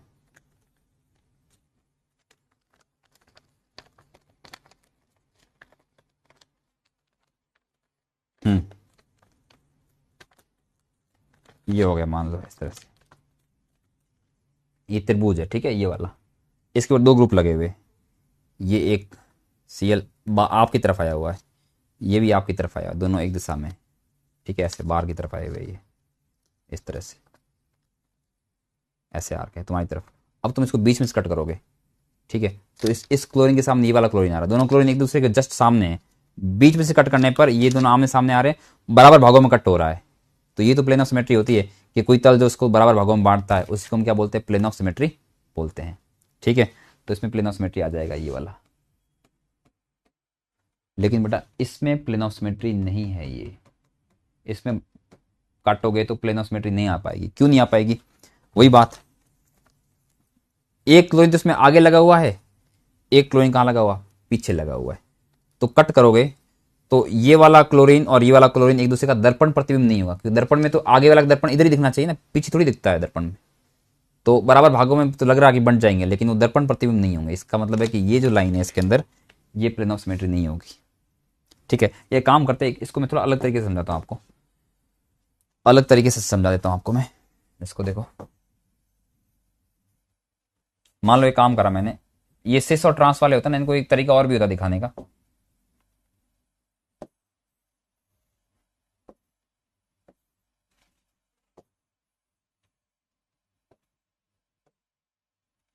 ठीक है, ये दोनों सीएल एक दिशा में है, सिस का मतलब क्या था, एक दिशा में होते हैं। तो तुम चाहो तो इनको सीएल दोनों को ऊपर लगा लो, नीचे लगाओ, कोई फर्क नहीं पड़ने वाला। और सीएल के अलावा यहाँ पे इस कार्बन पे एच भी तो लगा हुआ है, एच हमने यहाँ नहीं दिखाया पर मान लो यहाँ दिखा लेते हैं अपन, ठीक है। ये मॉलिक्यूल जो है ना ये बेटा यही वाला है, ये सिस वाला है। उसको दिखाने का तरीका वेज वाला था, इसको मैं सिंपल तरीके से दिखा रहा हूँ आपको। दोनों सीएल को मैंने एक दिशा में लगा लिया। और ये ट्रांस वाला है ना बेटा, इसमें दोनों सीएल आमने सामने, एक वेज पे एक डैश पे। वेज मतलब एक बाहर एक अंदर है, तो हम क्या करते हैं इसमें सिंपल आमने सामने कर लेते हैं, तो समझ जाएंगे कि ये ट्रांस वाला ही है, ये सिस वाला, ये ट्रांस वाला। अब तुम देखो जरा, इसको तुम कट करोगे ना यहां से, तो बराबर भागों में कट रहा है। दर्पण लगाएंगे तो दर्पण में इस सीएल का, मान लो दर्पण लगा ले बीच में, तो ये सीएल यहीं तो दिखाई देगा, ये मतलब बिल्कुल एक दूसरे के दर्पण प्रतिबिंब होंगे ये वाले, ये भाग और ये भाग एक दूसरे के मिरर इमेज होने वाले, दर्पण बिंब होने वाले। इसका मतलब ये प्लेन ऑफ सिमेट्री है। यहां से कट करो इसमें बेटा, इसमें इसको तुम यहां से कट करोगे तो सीएल के सामने सीएल नहीं आ रहा बल्कि एच आ रहा है। अर्थात मतलब ये है कि यहाँ दर्पण लगाने पे इसका दर्पण प्रतिबिंब ऐसा नहीं बनेगा, है ना। दर्पण प्रतिबिंब कब माना जाता है, सीएल के सामने जब सीएल आता तब माना जाता। तो इसका मतलब ये प्लेन ऑफ सिमेट्री नहीं है। और तो कोई संभावना है नहीं, तुम अगर तो उसको यूं काटने वाले हो, यूं काटने वाले हो तो वैसे ही नहीं बराबर होने वाले। और तुम ये मत समझना कि इसका जो आणविक तल होता है वो उसकी, इसमें आणविक तल तो होने वाला नहीं, क्योंकि असमतलीय अणु बेटा। ये तो sp3 कार्बन देखो ना, ये sp3 sp3 sp3 sp3 carbon जब होते हैं केंद्रीय परमाणु के रूप में तो वो समतलीय होता ही नहीं है। तो तुम वो बात तो भूल ही जाना जो पहले हम कर रहे थे, ठीक है, वो चीज। अब कुछ और मॉलिक्यूल लेते हैं। मान लो मैंने ये मॉलिक्यूल ले लिया, पहले 4 कार्बन वाली रिंग लेते हैं। एक मैंने ले लिया है इस तरह से, ClH ClH ClH HCl। हमारे पास मॉडल भी हुआ करते, एक बार देखता हूं। इसमें मॉडल नहीं है अभी, इसमें कल मॉडल लोड करा के ये आपको जो है ना बेटा, ये ऐसे मॉडल से समझा दूंगा यहाँ बोर्ड पे, 3D मॉडल से थोड़ा इजी समझ में आ जाएगा। हालांकि अभी भी आ रहा है समझ में, ऐसा नहीं बोलना नहीं आ रहा है, ठीक है, आ रहा है। हो सकता है किसी को कम आ रहा होगा, क्योंकि ये चीज़ें ना पहली बार देख रहे हैं, इसमें दिमाग लगाना पड़ता है, देखना मतलब 3D थिंकिंग करनी पड़ती है। हमारी थिंकिंग जनरली 2D होती है, हमें 3D थिंकिंग सोचनी पड़ती है, मन की आंखों से भी देखना पड़ता है, तब जाके ऐसी चीज़ें समझ में आती है, ठीक है। तो इनमें दोनों में देखेंगे प्लेन ऑफ सिमेट्री किसके अंदर है। तो एक तो बेटा प्लेन ऑफ सिमेट्री ये, अगर इसको बीच में से कट करेंगे ना ये, तो प्लेन ऑफ सिमेट्री आ जाएगी एक तो आगे, एक और भी बेटा इसमें। और तुम बताओ मुझे कैसी होगी एक और प्लेन ऑफ सिमेट्री, तुम सोचो जरा, मैं आपको समझाने के लिए कुछ ढूंढता हूँ, रजिस्टर पेन वगैरह कुछ।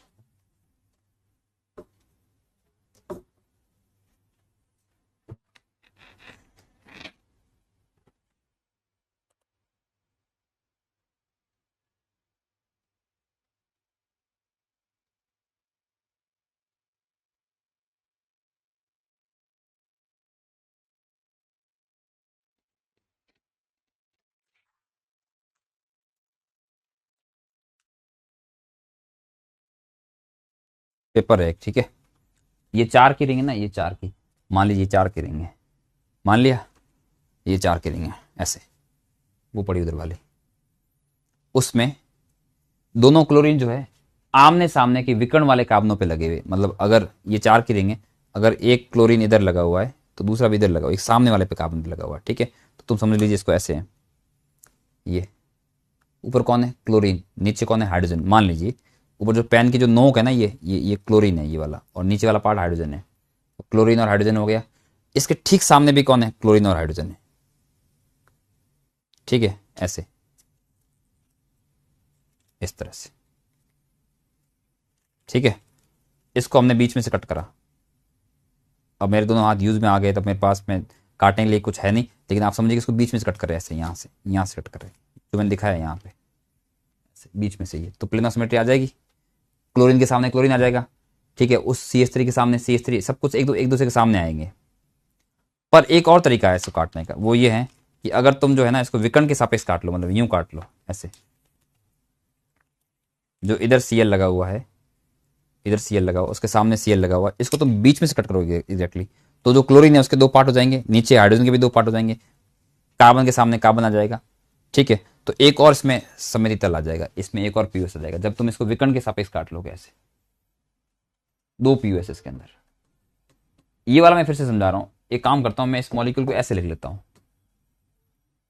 इस तरह से लिख लेता हूं। ये क्लोरीन दोनों आमने सामने, तो मैं यहां और यहां लिख लेता हूं, ClH और ClH। ये और ये एक ही बात है बेटा, लिखने का तरीका अलग है। ठीक है, इसमें भी क्लोरीन दोनों आमने सामने परमाणु पे, इस पे भी है। तो मैंने क्या करा, एक तो मैंने तुम्हें काट के बता दिया इसको कि मैंने बीच में से कट कर दिया इधर से। अब तुम अगर यहां से इसको विकर्ण के सापेक्ष को काटोगे ऐसे, तो ये जो क्लोरीन ऊपर परमाणु है इसके दो बराबर भाग हो जाएंगे, H के दो बराबर भाग हो जाएंगे, इस क्लोरीन के दो बराबर भाग हो जाएंगे, इसके भी दो बराबर भाग हो जाएंगे। तो ये एक पीयूएस ये आ गई। इसी को मैंने इस रूप में बताया था आपको यहाँ पर। तो इसमें दो पीयूएस है बेटा कुल मिला के। ठीक है, इसमें दो पीयूएस है। इसमें कितने पीयूएस है, इसमें यहां से कट करने पर तो ये Cl के सामने H आ रहा है, यहां तो पीयूएस आ नहीं रही, H के सामने Cl आ रहा है। लेकिन अगर इसको विकर्ण वाला मान के समझो, जैसे वहां कटा था, तो एक पीयूएस इसके अंदर आ जाएगी। कैसे आएगी, ऐसे आएगी, देखो। मान लो मैं इसी को ऐसे लिख लेता हूं,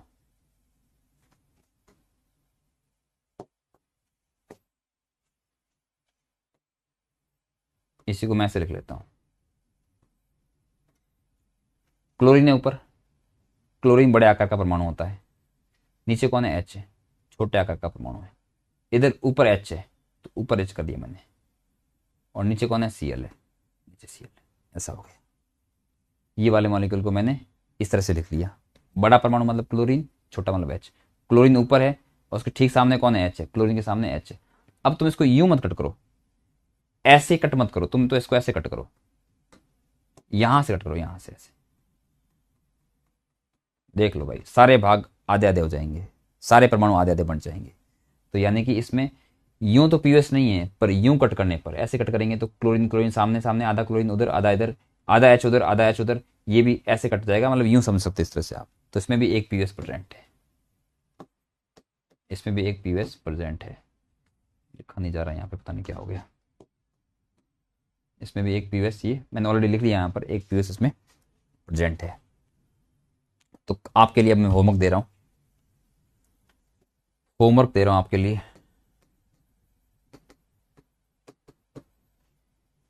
होमवर्क आपके लिए ये है कि हमारे पास में दो मॉलिक्यूल है,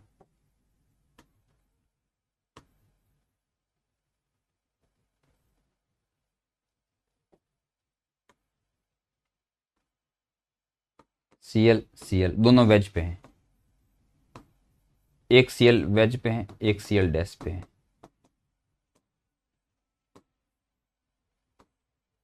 एक Cl ऐसे। अरे यार क्या हो गया इसको, नहीं पता क्या हो गया इसको, छोड़ो इसको, इधर लिख लेता हूँ। इसको भूल जाओ, ये बन नहीं पा रहा, बन गया, नहीं बन रहा, ठीक है, उसको भूल जाओ। इधर देख लो,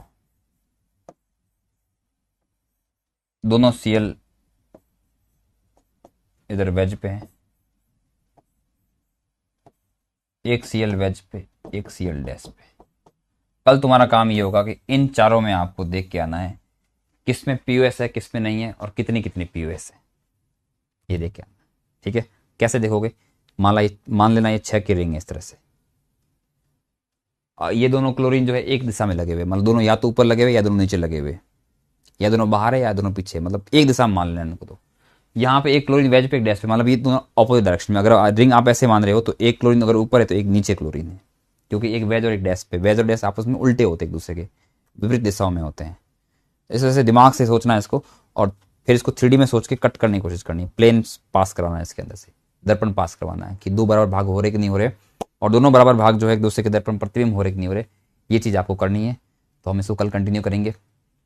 कल शायद इस टॉपिक को हम चैप्टर खत्म कर लेंगे, कोशिश करेंगे खत्म करने की। ठीक है बेटा, आप सभी का धन्यवाद। Thank you everyone.